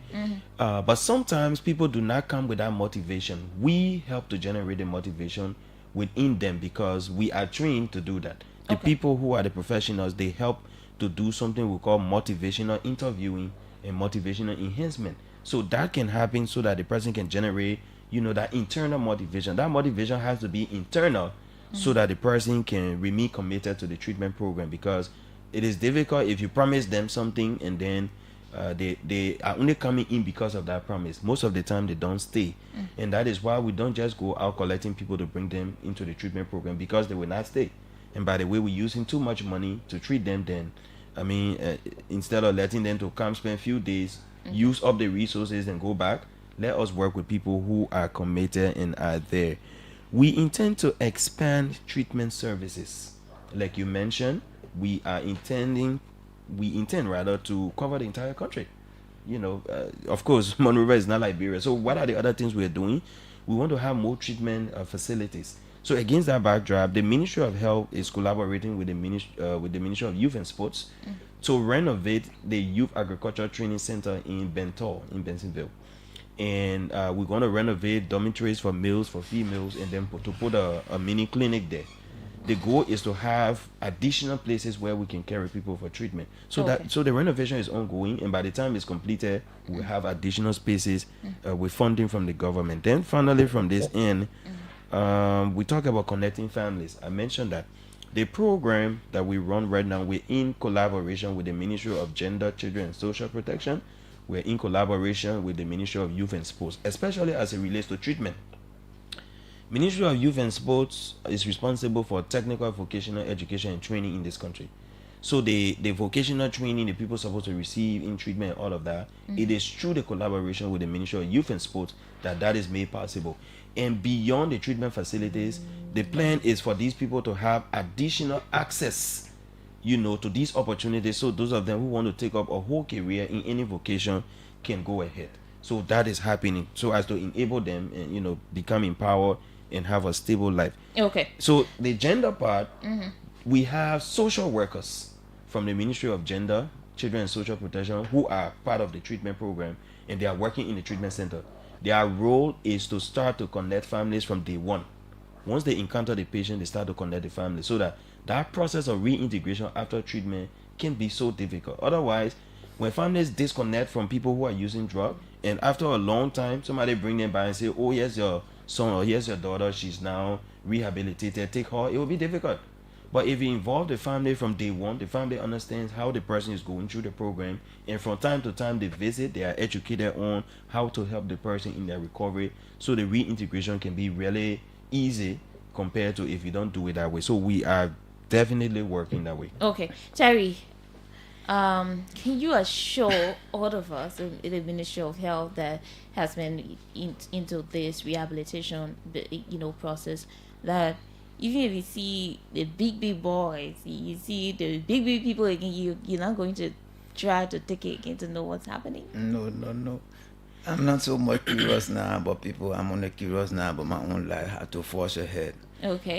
So what is your role now as an ambassador? You've already been a part of it. You've gone through treatment. What is your role? What can you do? For the treatment that I got from the government and the Mother of Light, there are so many myths and facts that is surrounding the issue of substance. So there are many people actually from the community, even who can become help we community dwellers, we can become help to our brothers and sisters within the community. But then people doesn't understand that the issue of substance use have to be dealt with empathy. Now, people within the community, they just stigmatize people, and then even for us that even been to rehabilitation center and came out, there are a lot of challenges that we are facing. That when it comes to the issue of trust, people doesn't trust us because, you know, that is the myth. People always say substance user is always a substance user. These people can never change. Even if you go out the center, you come, there will be nobody to trust you. But then you have to stand your own ground to say that I'm a changed man. So now, what I'm doing within my own community is that I keep talking to people, encouraging them, sharing my own story with people. This thing is not about your mom, it's not about your dad. It's about yourself. How are you going to live your life? What are the legacy that you're going to leave behind today that you, if you're gone? Look at your children and look at the family. This life we live in now, we should be an asset to our family, not to become a burden to our family, because we are across the age range of 18. The future is not tomorrow, the future is today. So you have to start living your own life. What can you bring forth to Liberia? The generation, you found 60, 70 years old people in offices. Look at the youth. How many youth are on the streets? How can this country change if the youth themselves are not changing?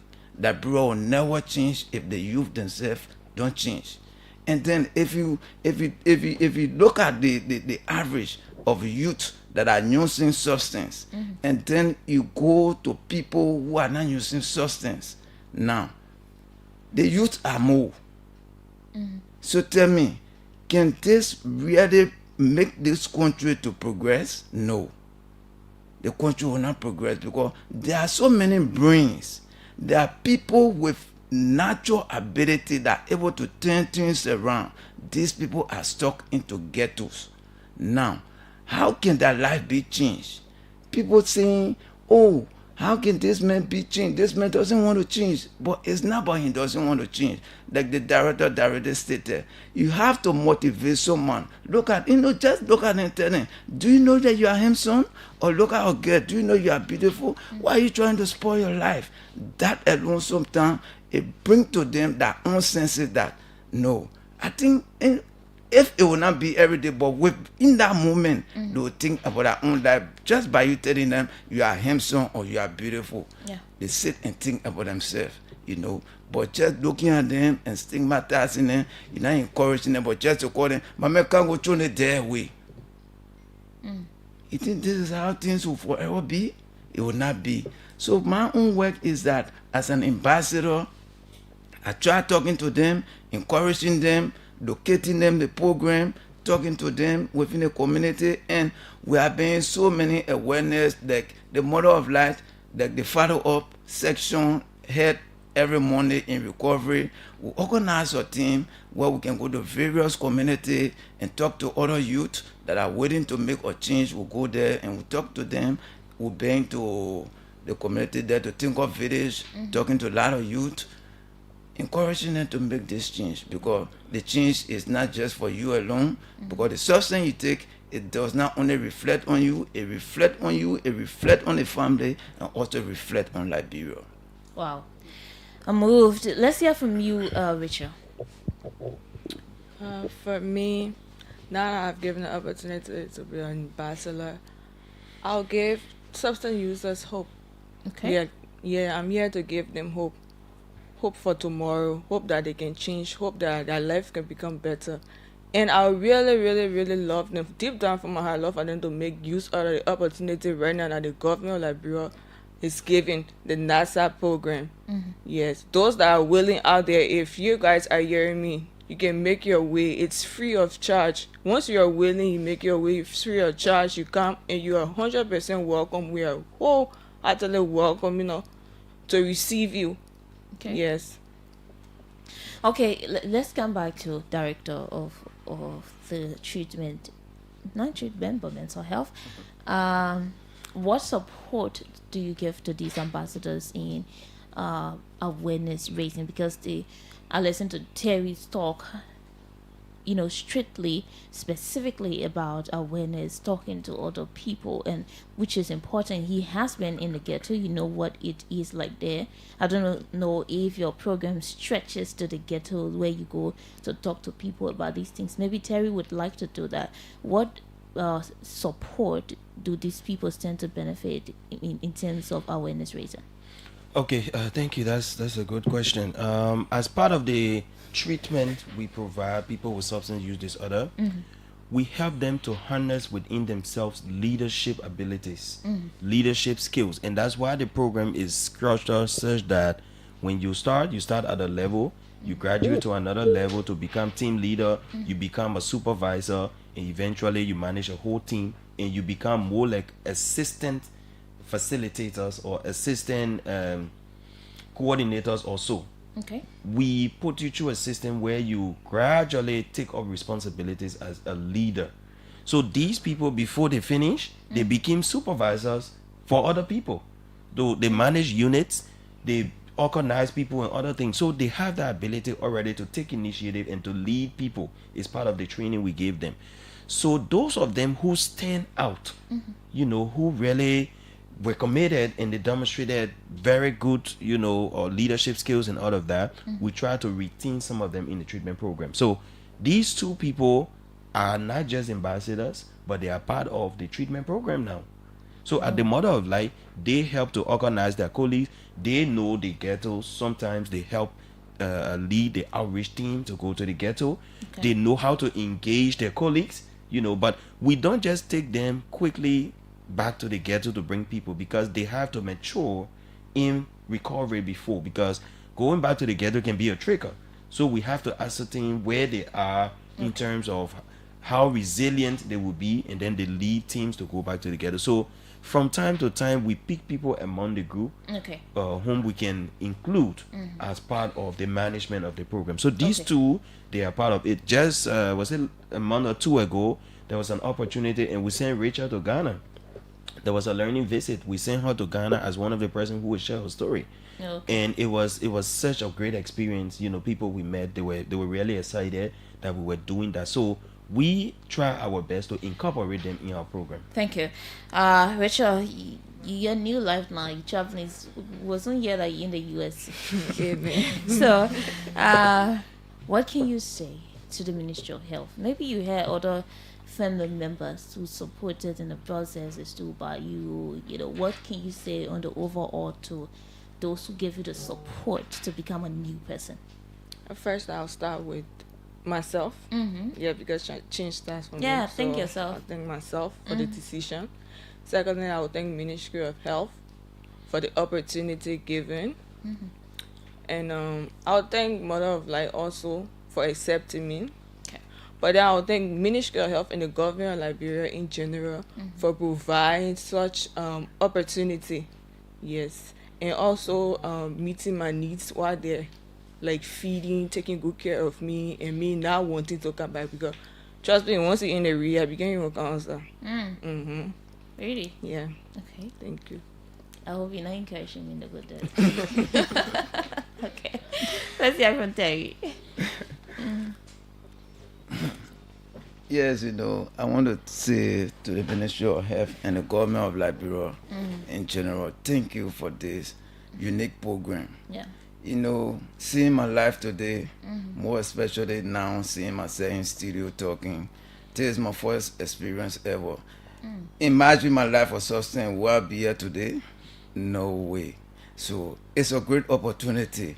It's only left for people out there to make the change, and the greater opportunities is ahead of every one of us. Right. There's no man. Do not keep yourself stagnated. The life of substance is very, very, very much dangerous, that it is beyond our imagination, because no one chooses ever to be addicted, but sometimes you can be caught along the way. And this is how this process of addiction is like. But actually, I want to thank the Ministry of Health and the government of Liberia, because, like me, Terry, no family. Where's the family today? The government of Liberia and the Mother of Light. Because family doesn't have to be people that born you biologically, but people that will always give that shoulder to you to lean on whenever you are down. And these are the help that the Ministry of Health have been giving me. So I must appreciate them. I must show gratitude for what they have been doing for me as a recovery patient, and I'm so much glad to have them in my life. And I'm sorry. Lastly, I want to thank Dr. CIA. Okay. I can still remember the first day when I entered the rehab. I was all in tears, because of my pain. And he told me something. He said, it's never too late to change. And from that day, I accepted that, yes, I want to go through this treatment. So I want to appreciate him a whole lot. Great. Dr. Zia, all the things I mean to you. What you get to say? Just use maybe 30 seconds to just wrap up. Let me package that thank you and send it to my boss, the Honorable Minister of Health, who thought that could be helpful to her team, and thereby affording me the opportunity to serve in this capacity at this time. I further extend appreciation to the government of Liberia and the entire multi-sectoral committee for the work being done, all the brains behind all of what we are doing, including the technicians, the treatment providers, my team, the mental health unit of the Ministry of Health, such a magnificent group of people, very passionate. I just want to appreciate everyone. I will have to end with announcing the number. I know somebody asked about the headlines, and by the way, I will leave it with you. So doing your program, sometimes you can just announce. You'll pay for it. Oh, we pay to treat the people at Liberia. You'll pay. All right, so 0881 950 663. That's the Lone Star number. Okay. 0881 950 663. The orange number is 0773 67740. Okay. So those are the numbers. Once you call, you speak with someone who will give you further instruction on how you can benefit treatment. Thank you for having us. Thank you so much. Our guests have been Dr. Moses Zia. He is the Director of Mental Health at the Ministry of Health, and two beneficiaries of the Ministry of Health treatment program. My name is Fatu Kamara. I'm still here up to 10 o'clock. We take this very short break and play you Freedom Fighters. To be right back.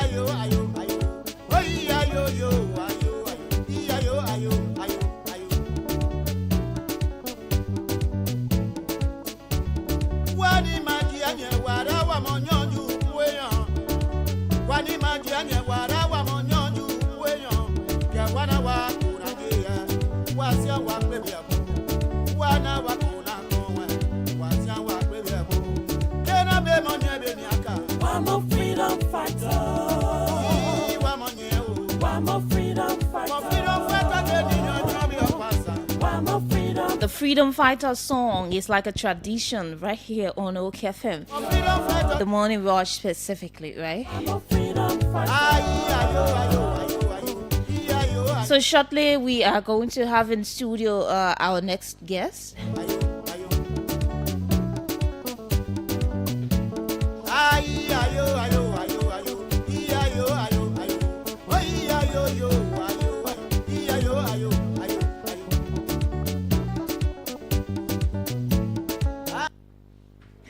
Okay, our guest is already in the studio.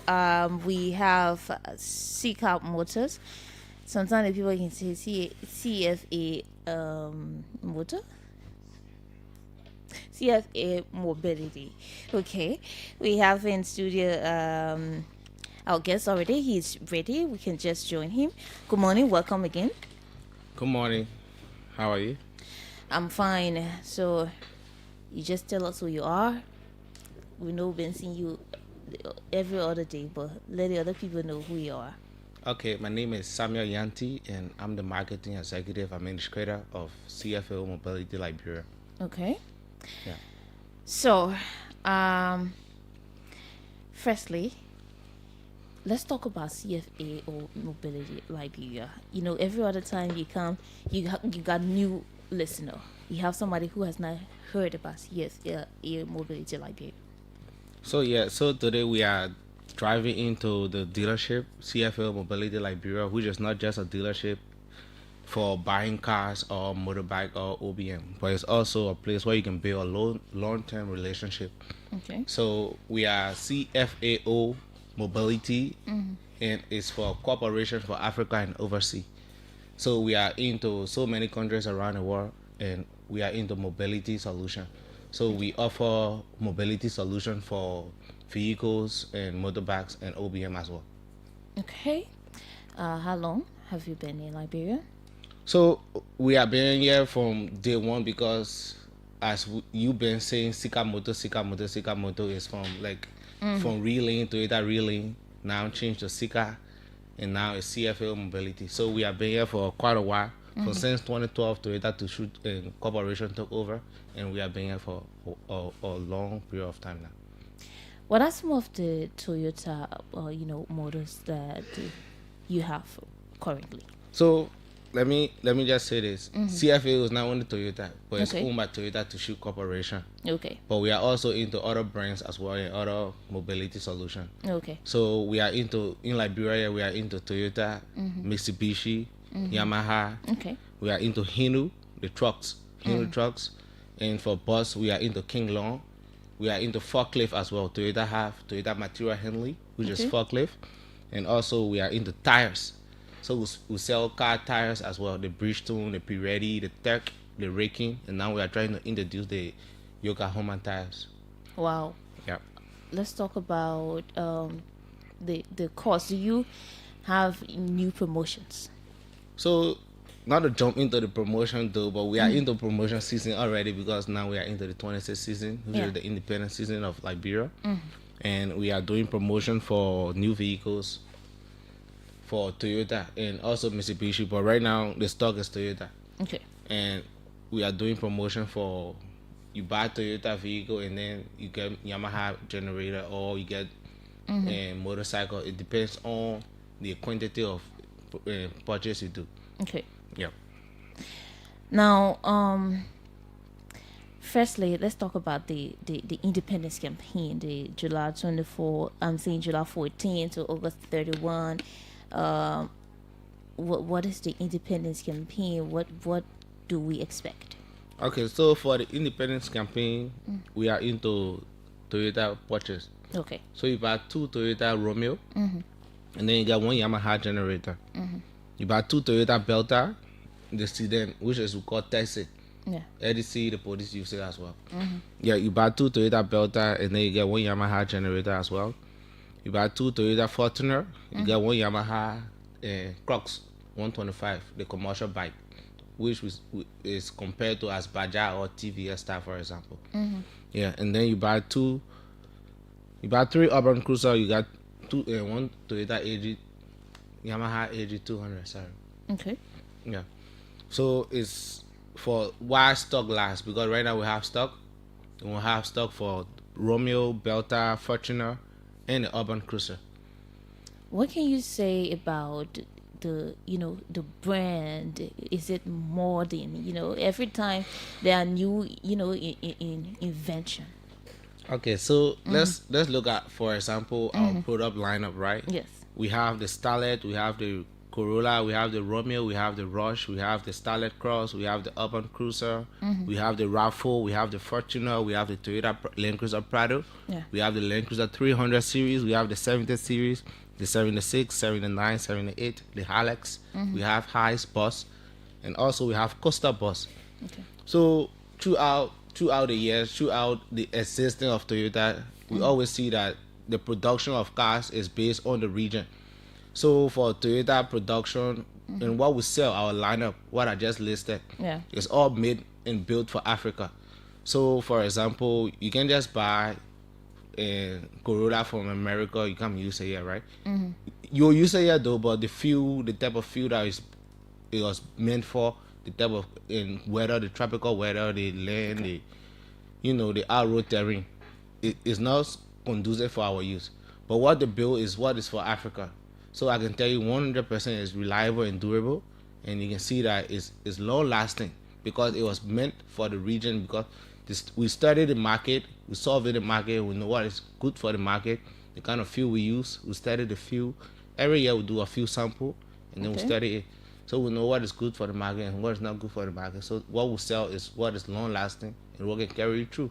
So even for example, you miss your maintenance or you miss your let's say change of oil. Yeah. It won't have too much of impact until you ready go out of oil and then you damage the engine. But if, for example, you just miss a day or two, because maybe it's also service at 5,000 kilometers for first service, and if you miss that, maybe you can hit 6,000. It won't really give your engine issue because Toyota have a suspension of that, and it's built for the Africa terrain, so they already take into consideration all of that before they send it or before we order and do purchase. What kind of do you have parts for these models do you provide? Yeah, so for after sales support, we have spare parts stock. Okay. We have spare parts for all the cars we bring in, and then we have trained technician that will satisfy, service your car, repair, and keep your car healthy, and keep you the customer happy and healthy as well. How train ID technicians? I can't you work on one car, the next day I'll be running back? No. So for our technician, they are certified and trained by Toyota Tsusho Corporation. Okay. So they are trained, they have a training platform wherein they normally do is compulsory. So even for a technician, you can't just sit doing nothing in a workshop. You have to learn as well. So we are building a human capacity and also serving the customers the value they're supposed to get. So for example, we have the team GP, wherein we use for technician to read, satisfy any issue you have. You have reference to go to, and then you get the solution. So for example, you can just come to our area and then you say, okay, I have an issue. Maybe I bought a car from you, the radio is not working, and then we are not able to find a solution. Then we tell you, say, maybe come back. No. We are well trained, well satisfied, and by the mother company, the manufacturer, Toyota themselves. Let's talk about the safety tech features, mentioned in the latest models. What specific, technologies you have included? So we have the passive safety and the active safety. Okay. So for example, you see the airbag. You see most of the modern cars now come with like 8 airbags, wherein you even in the back seat you are safe. But first vehicles that used to come, you only have maybe one airbag, only for the driver or only for the front seat passenger. But now you are in the rear, you get airbag as well. You have the anti-brake lock, the ABD, the EBS and system as well. So all our Toyota cars come with 100% safety for both the passengers, the rider, and also for maybe pedestrians. Because if, for example, you are driving and then you are about to hit a person or hit an object, most of the cars now come with a 360 panoramic sensors that it will let you know that you're about to hit an object and you need to stop, so it will alert. So all the cars come with our safety features. What about this complete lifestyle package, how does CFA Mobility define complete lifestyle package when you're referring to your vehicle promotions? The complete lifetime package? Lifestyle package when you referring to your vehicle promotions. Okay, let's forget about that.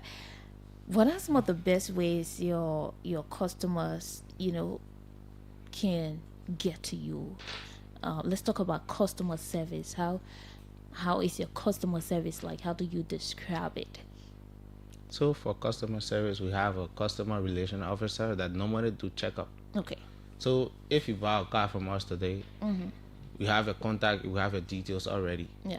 We normally call you, tell you, okay, congratulations, thank you for joining the Toyota family, thank you for joining us, and we wish you success and in your life journey with your vehicle. Now, we are not just selling cars to forget about you. We are selling for you to be a part of the family and the team as well. Okay. So normally the customer service calls for service and remind you and tell you, okay, sir, you bought this car from us and we have free service the first 20,000 kilometers. So you can come to us and service for your first service is due so and so time, and you need to come for free service. So we do regular checkup on our customers and also on our people that buy car from us. So let's say I came in and I bought something from you, a car from you, and I went. How long does it take for me to come back? How long do you give me to come back? Do we call it a warranty or something? No, it's not warranty. It's service maintenance. Okay. How long? Yeah. Maybe there's a problem. Can I just come back immediately, or maybe 6 months, 7 months? How long do you have that? No, if for example you have an issue, immediately you can come back. Okay. But just for normal regular service, which of course you need to come back, is the first 5,000 kilometers. So you got to, because you buy the car from 0 kilometers. So while driving, you need to read the dashboard, and we'll advise you, we'll show you everything about it. The first 5,000 kilometers, you need to come back for service.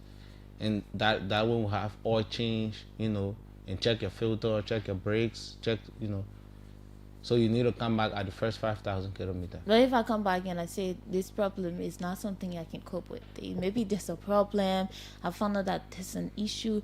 A lot of people, most times, they buy a brand and they come by and say, I don't want this brand. I bought it maybe because of certain reasons, but because of this reason, I cannot get this brand. Do you consider these things? And that's the reason why we always advise our customer. We do needs analysis. Okay. We advise you what is for you, what will suit your need, what is needed in your purview. So we ask you, for example, what do you need a car for? Do you need it for off-road? Do you need it to go in Maryland?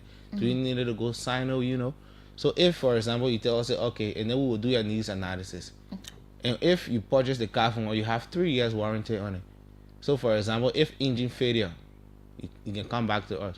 But so now we do warranty, but then if you've been servicing the car outside of the manufacturer, outside of the dealership, you can claim warranty on that. Because, for example, if you've been using the wrong oil, if you've been using the wrong mechanic, the wrong technician who don't know how, the pros and cons about the car, and then they go and damage anything on it, we will study the car if you bring it back for issue, and we will tell you from this, it's not the fault from the company or from the manufacturer.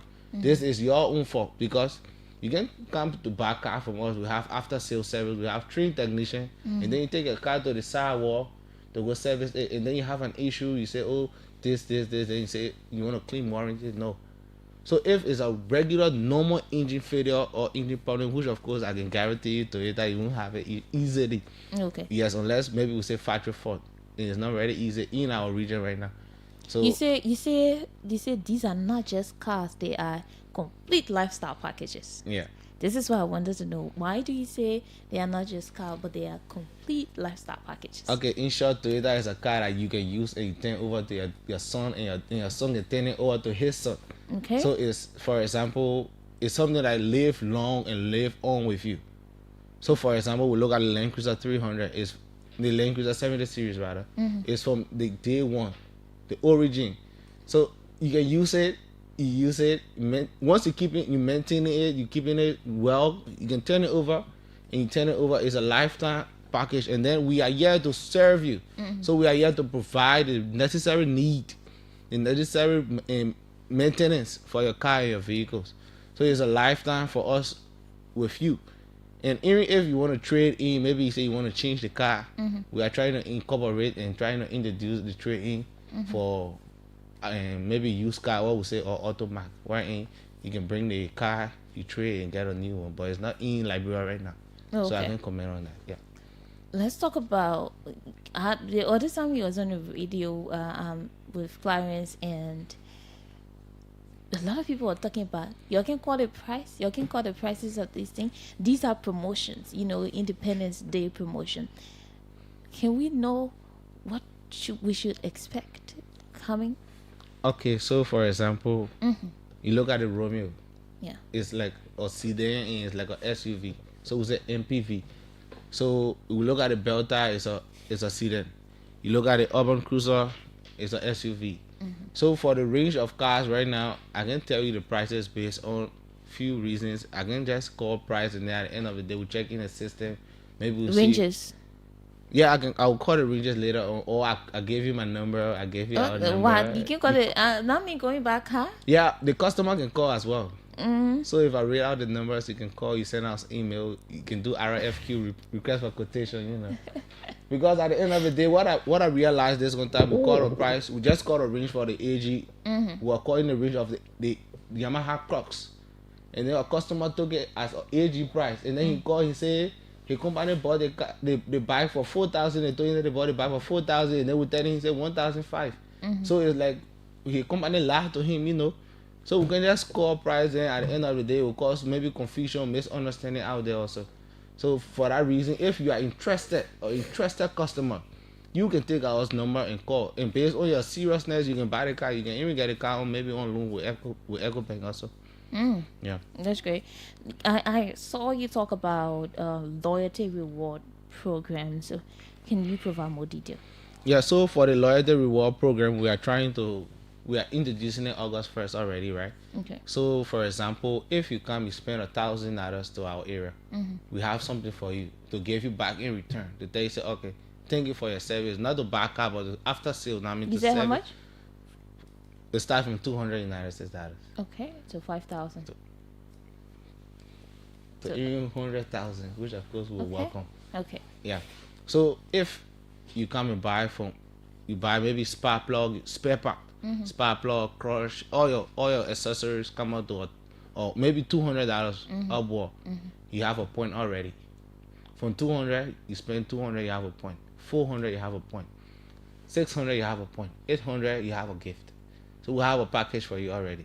So what can our point do for me? The point can put you at a stage where you have a package at a full point. So each 200, you have 1 point. Each 200, so how many you have points? 1 point. 4 points. I need? 4 points. Then you have a gift. So it could be any gift.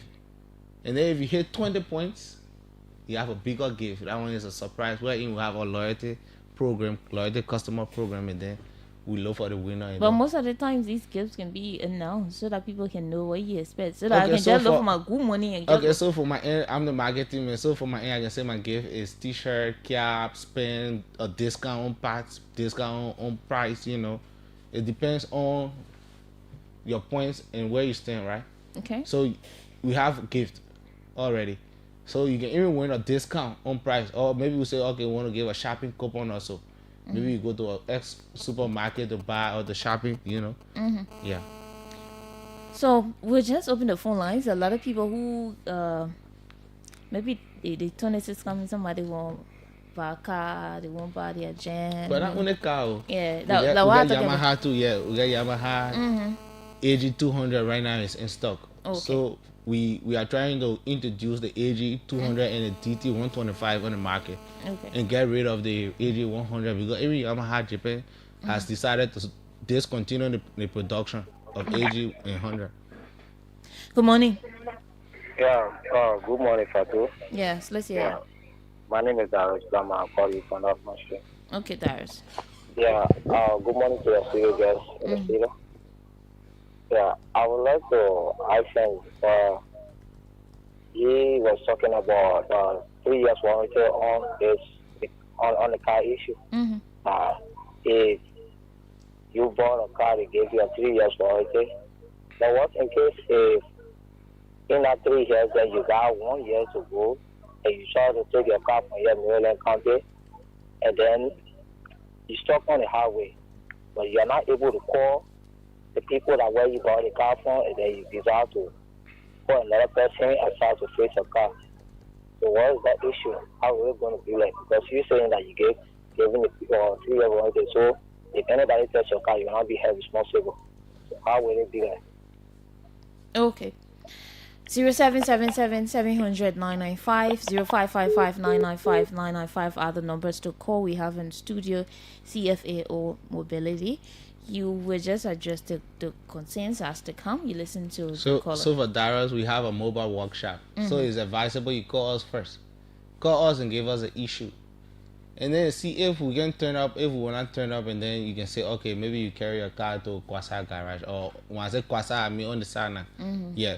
But you can just have a breakdown and right away you be looking for solution. Yeah, though you have a breakdown, it's an emergency. That's why we have a mobile workshop to serve you. So you need to inform us the problem. Once you buy the car from us, you should make us like your friend as well. You can just buy a car and turn your back on us. Maybe you get a personal garage you've been servicing your car from. Then you want to continue with that. Yes, of course, but you need to relate to us as well. So that we can let you know, okay, this, even if you want us to give you support to your garage also, if you have maybe 2, 3, 4, 5 cars you bought from, or you have a personal garage, like maybe you are a company, and you want us to give you support, we can train your technician to service your car. But you can just, you have a breakdown, you can call us to say, okay, maybe we can tell you, so we'll be with you in the next 12 hours based on your location, or in the next 24 hours, and then you just carry your car anyway, and then they play with it, they damage, then you have engine failure, then you come and claim warranty. No, you can't do that. Okay. 0777-700-995, 0555-995-995 are the numbers to call. Let's talk about the complete lifestyle packages. Idea specific target customers, like maybe you'll say business owners, family, fleet buyers, whatever. Who do you think are the specific or targeted customers for these lifestyle packages? So it could be individuals as well. Okay. It could be fleet, it could be companies, it could be government as well. Okay. So if you come and buy a car from us, we are asking you to come back regularly if you have an issue. Call us, communicate the issue, and let's discuss it and let's solve your problem. There is no problem on a day that we can solve. Yeah, even if it costs for us to order parts or to even bring a technician, which of course we already have technician. But even if it costs for us to do so, we will do so, because we are here to serve you and give you a mobility solution as a one-stop shop. So we are not only into Toyota, we are into Mitsubishi. Okay. We are into Yamaha as well. We have trained satisfied technicians for that. Okay. So if you have an issue, you need to come back to us. Let's solve it. Yes. Okay. Let's talk about how special are these, the promotion, the offers you're giving for the independence celebration. How special are these offers? Okay, so for the independence promotion, for example, we have Romeo. Okay. And it's a family car, and it can be used for businesses as well, for offices that have, maybe you have fuel agent, people that go in the fuel, and maybe you have 2, 3, 4, 5, 6 persons. It's 7-seater already, so it's unique for family, group of family, for business as well, and for anybody who have a issue of space and people to carry. Even you use it for commercial purpose as well. Okay. And if normally you buy 5 cars from us, we don't give you anything. Maybe though we might give you discount, right? But we don't give you anything. Kickback we don't do. We don't do 10%. We don't do it. Even government camp we don't do it. We don't do 10%. We don't do kickback. Okay. So if you buy a car from us, we give you Yamaha generator, for example. You should know that we are trying to appreciate you in return. if you buy a car from us, we give you AG 200, for example, Mhm. the motorbike. You should know we are trying to appreciate it in return. But looking at the value of that, the gift we are giving you, Mhm. is something that yes, it should be special to you. Well, Yeah. so apart from the Romeo, what else? We have Belta. Mhm. We have Fortuna. The sedan, they want to load the GPS. Mhm. We have Urban Cruiser as well. Okay. All right. 0777-700-995, 0555-995-995 are the numbers to call and be a part of the show. Let's talk about spare parts. Do you have spare parts for all of the models you bring into this country? Yes, so we have spare parts. Mhm. So normally people have been complaining on us, we expensive. Even spare part and all. So based on that, our overall our headquarters had an analysis, Mhm. and then they agree for us to drop our price. So for example, if you use to buy an oil filter from us for, let's say, $48, we are now selling it for $30. Okay. If you use to buy a fuel filter for us for $50, we are now selling it for $44. You know, so we have spare parts available. Why was We your have price stock. high? Why was your price high? No, because based on the market as well. Okay. So it's been like, maybe for example, maybe 3, 4, 5 years market survey, Okay. market research, and now we now drop our price in April. Mhm. So based on this current market survey, we are surveying. We find it necessary that we feel that okay, we need to, because customers also complain, and based on our competitors as well. And now even you check our competitors, we are now far lesser than our competitors, and we are genuine. So we sell original parts even than some of our competitors. I can tell you for free. Normally we do market survey, so we know what our competitors sell. Some of them sell fake. I'm not trying to provoke, right? But some of them sell fake parts, but they are more expensive as well. And we sell durable and genuine parts, but we are less expensive. Okay. Yeah. Let's say I want to buy a car and I don't have the full money. What are the possibilities? Let's hear this caller. Good morning. Good morning. Let's hear you. Good morning, dear guests. This is Fatu. I'm David. You have a call from Benson School. Okay, David. Yeah, I have a question. The cars you sell, are they brand new or used car? Secondly, the Toyota Corolla 6-seater, how much is it sold for? Thank you. Okay, thank you. 0777-700-995, 0555-995-995 are the numbers to call. They want a car issue now, bread and butter issues. So you have fewer cars. Let's hear from you. Yeah. So Chief, we only sell right now in Liberia. We only sell new car, brand new car from the factory. Plastic on it, though when you can, if you want to tear your own plastic, we can like tear it. But it's not civilized for us. We don't feel necessary that to give you car with plastic, all lot of. If you want, you can request for that. But you come, we wash your car, clean it, and we present it to you for the road already. So we sell brand new car from the manufacturer, Toyota, Mitsubishi, and in 2 wheels we sell Yamaha. Okay. Yeah, so everything is brand new. But now, for example, we are into lease and rental service as well. So normally we defleet as well. Maybe after 4 5 years, we use the car, we want to get rid of it from our fleet. So that where Luxel come in to sell their used vehicles. But it's weird. Maybe you only find it once in a while. But you can come to us and say, I want new Corolla. No, we don't have that. I want new this. No, we don't have. And I want used Corolla. Sorry. I want used Corolla. We don't have used Corolla. I want used Camry. We don't have used Camry. I want use this. No, we don't have that. But we sell brand new cars. If we are trying to defleet, yes, you'll find maybe 1 or 2 Prado, maybe 1 or 2 Hilux on the market for use. But we don't sell used cars. We only sell brand new cars. Okay, great. 0777-700-995, 0555-995-995 are the numbers. Yeah. And just to add up, we sell trucks as well. Okay. We sell Hino trucks. It's a Japanese made, a Toyota owned company as well. But it's Hino. So we sell Hino trucks. We sell King Long bus. If you want like more than One in 30-seater bus, maybe 50-seater, we sell King Long. We sell tires. And for my survey right now, we have the best price and the best tire in the market, which is Bridgestone. For your survey? For my market survey. I'm the marketing man, so for my survey, we have Bridgestone, we have Pirelli, we have Turkin, we have Raking, and now we are bringing Yokohama. So we have the best tires with the best price. Okay. You check all over Liberia right now, Bridgestone, you won't find it easily, and you find a whole lot of Chinese tires. And if you look at the radius plug, you look at the pattern of the tires, I could recommend Bridgestone and Pirelli, or maybe Raking, yes, because the Chinese tire, it won't take you as compared, it won't last longer. It's not durable as compared to the Bridgestone. Yeah. Great. I was asking a question.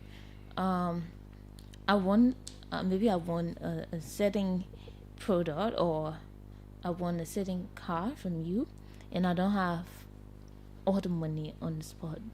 What is the possibility of getting a car? We are into financing as well, car financing. Okay. So we are into partnership right now with only EcoBank. Okay. Right now, only EcoBank. So if you want a car, you need to come, maybe email us, visit our office, or call us. The first step, we will ask you what kind of car you want. Okay. Based on your need analysis, then we'll give you the price of the car. And then you will take it to the bank, the quotation, the information, and then you go and start off from there.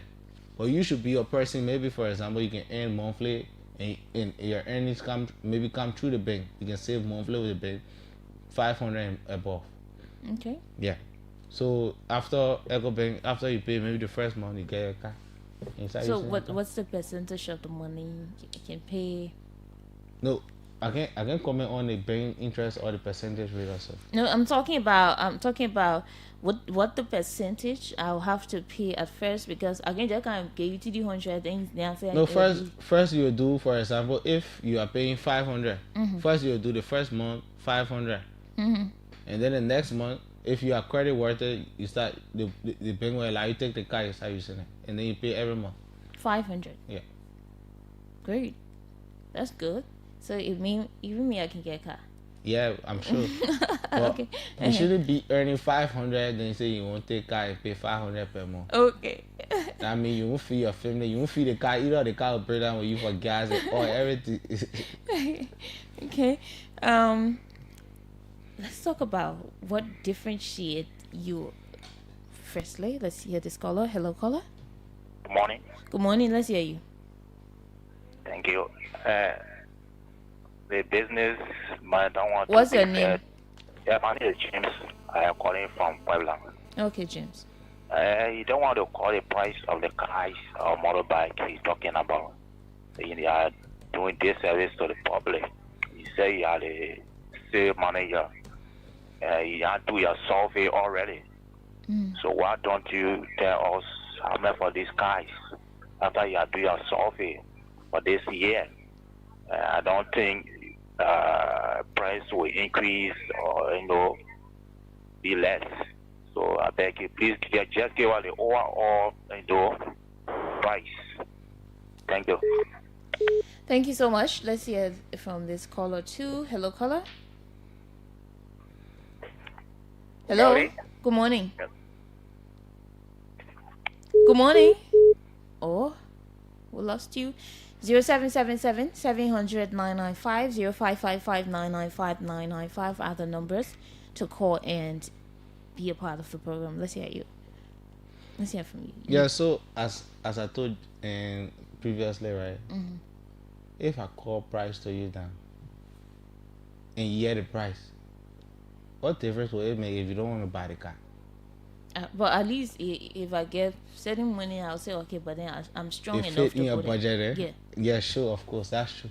So at the end of the day, there are some people who come to us and say, okay, give me quotation, give me the price. We give you price 1 year, we don't see you. But just got the price now. So what happened to the price? The price that what? The price not anything. But we had a whole range as I listed, for example. Okay, let me see something. I got Corolla, I got Romeo, I got Belta, I got Rush. Even if I call the prices, you don't even know the car.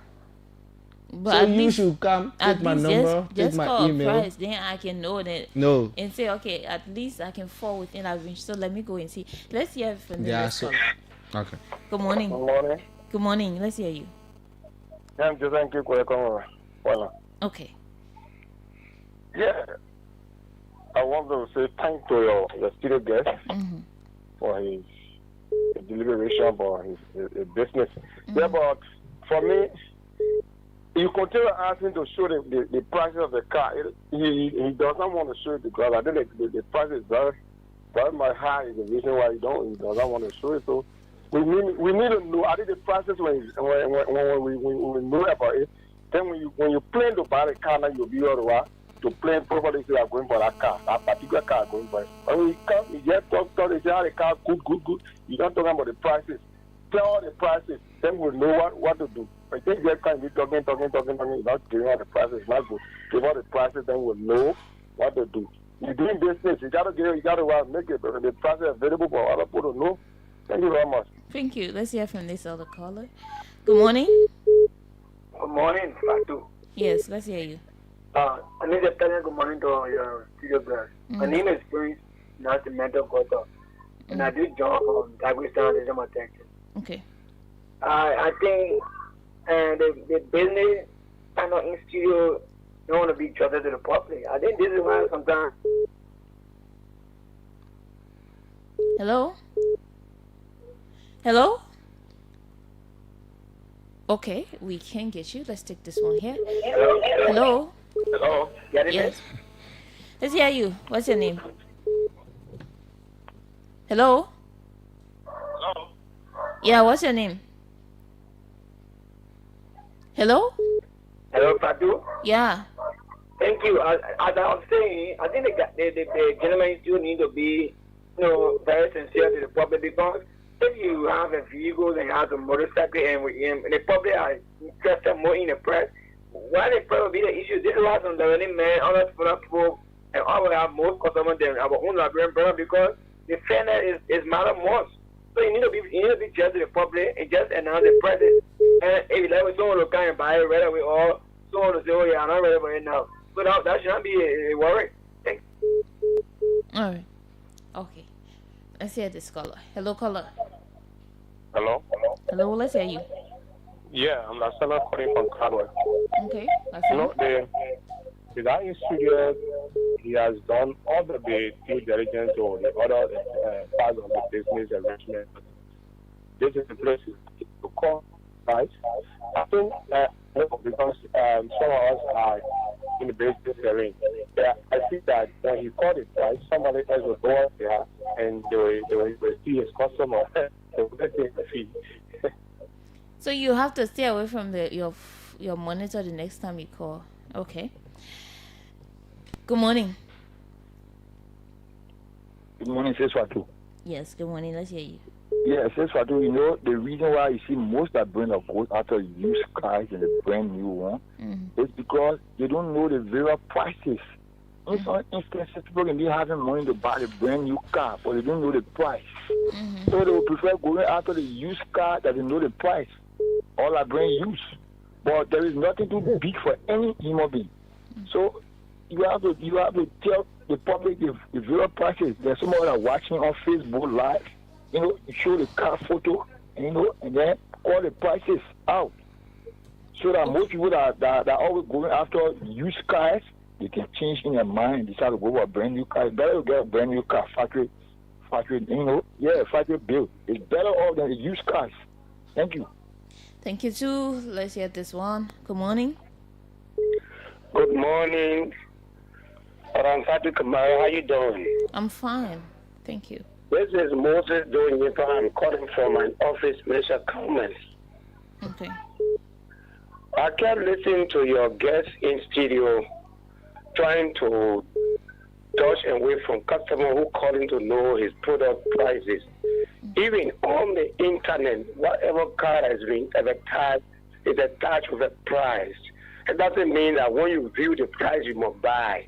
But there's a way that people get encouraged and get motivated to be able to go after your product. That's why we have price tag system in our country.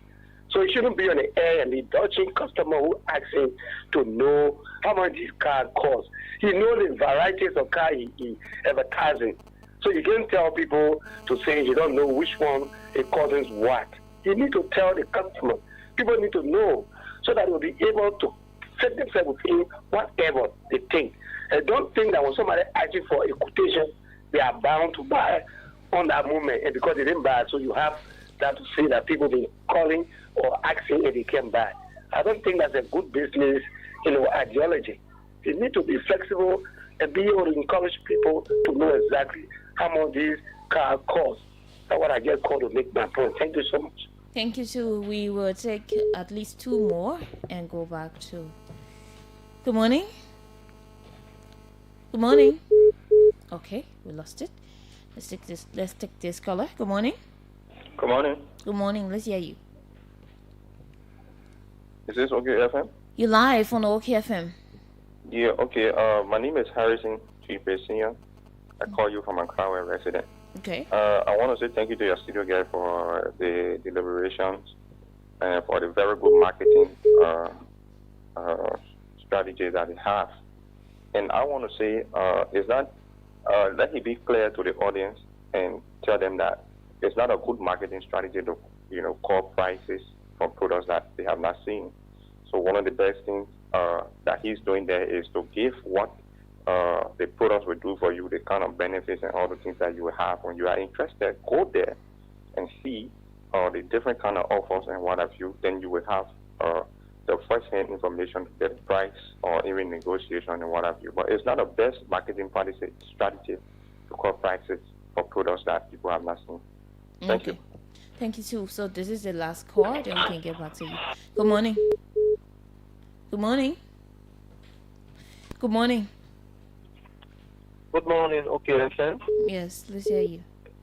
And good morning to your studio guests. Okay. Thank you for the marketing strategy. I pop up. But kindly permit me to disagree with you. My name is Steven.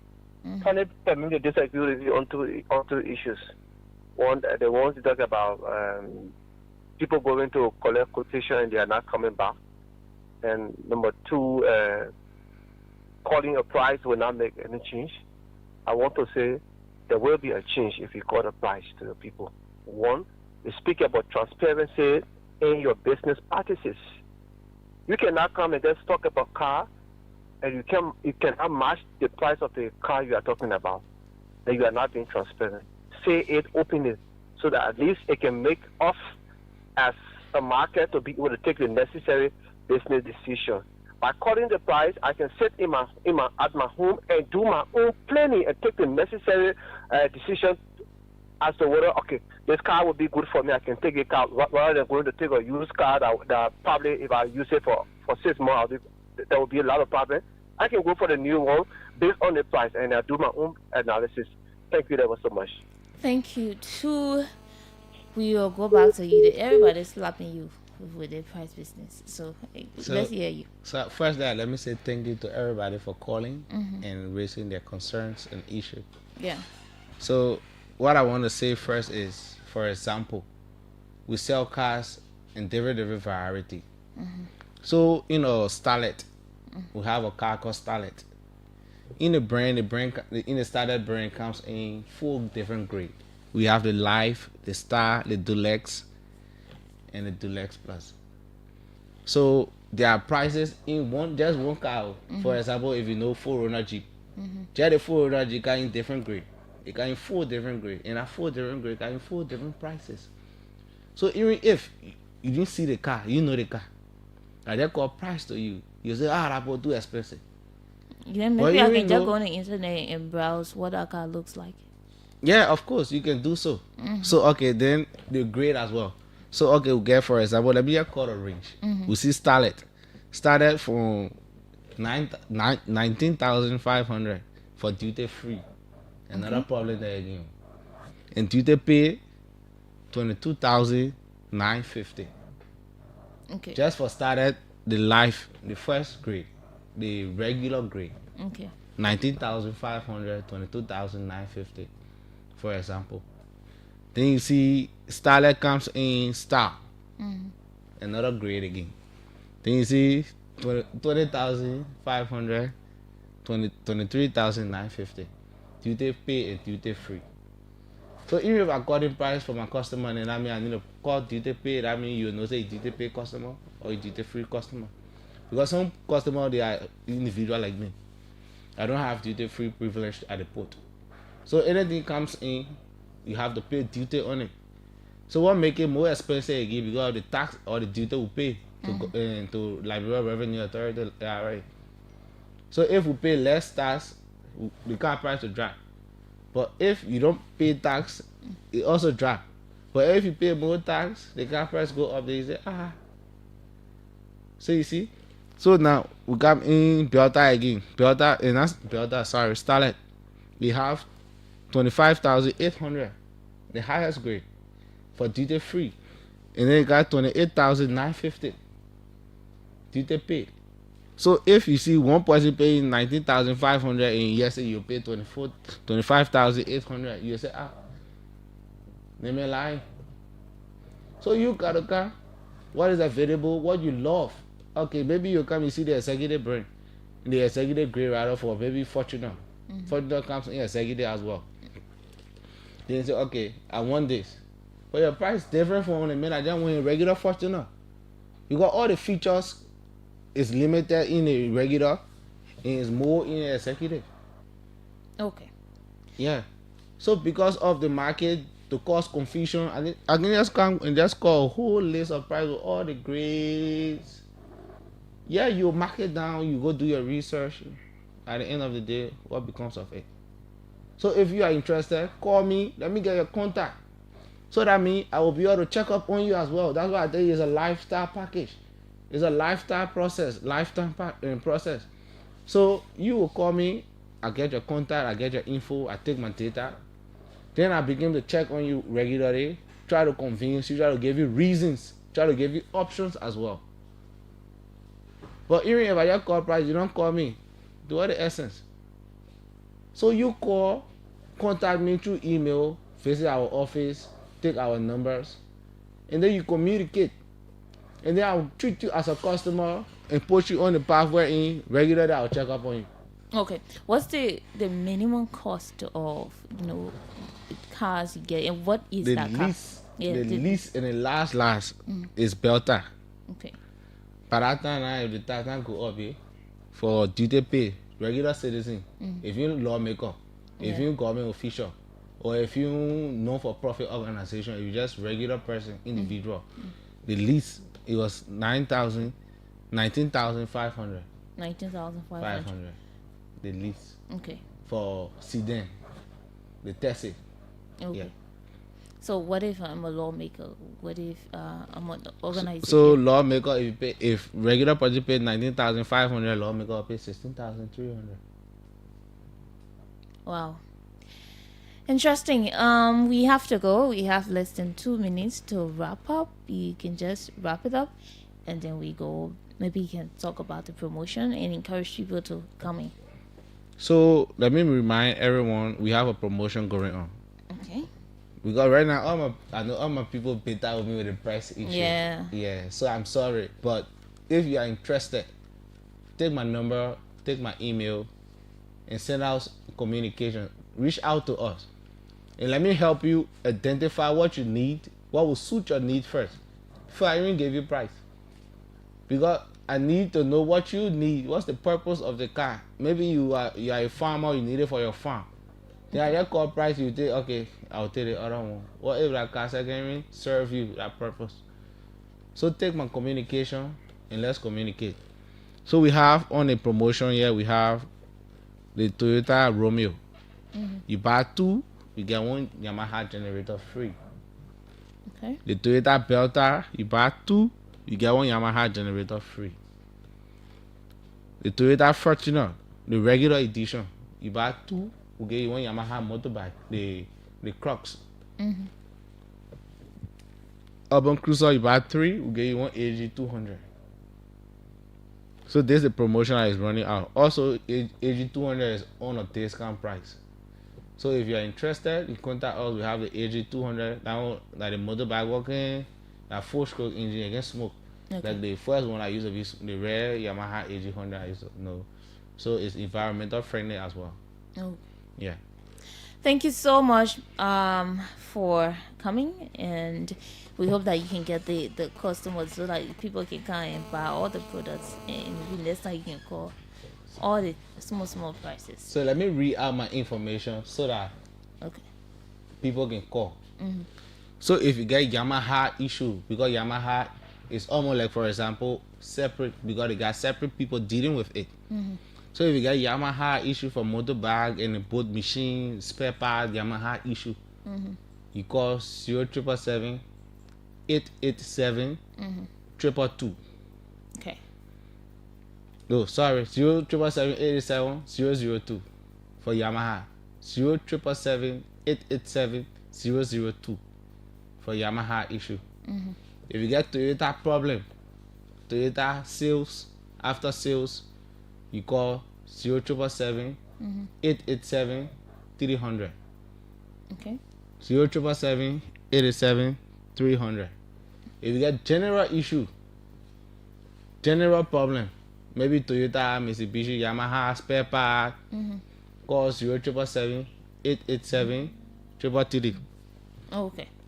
Yeah. Thank you so much. We have to go. My name is Fatu Kamara. You've been listening to Sega Motors and the OK Money Rush. I talk to you when you listen to me. I'm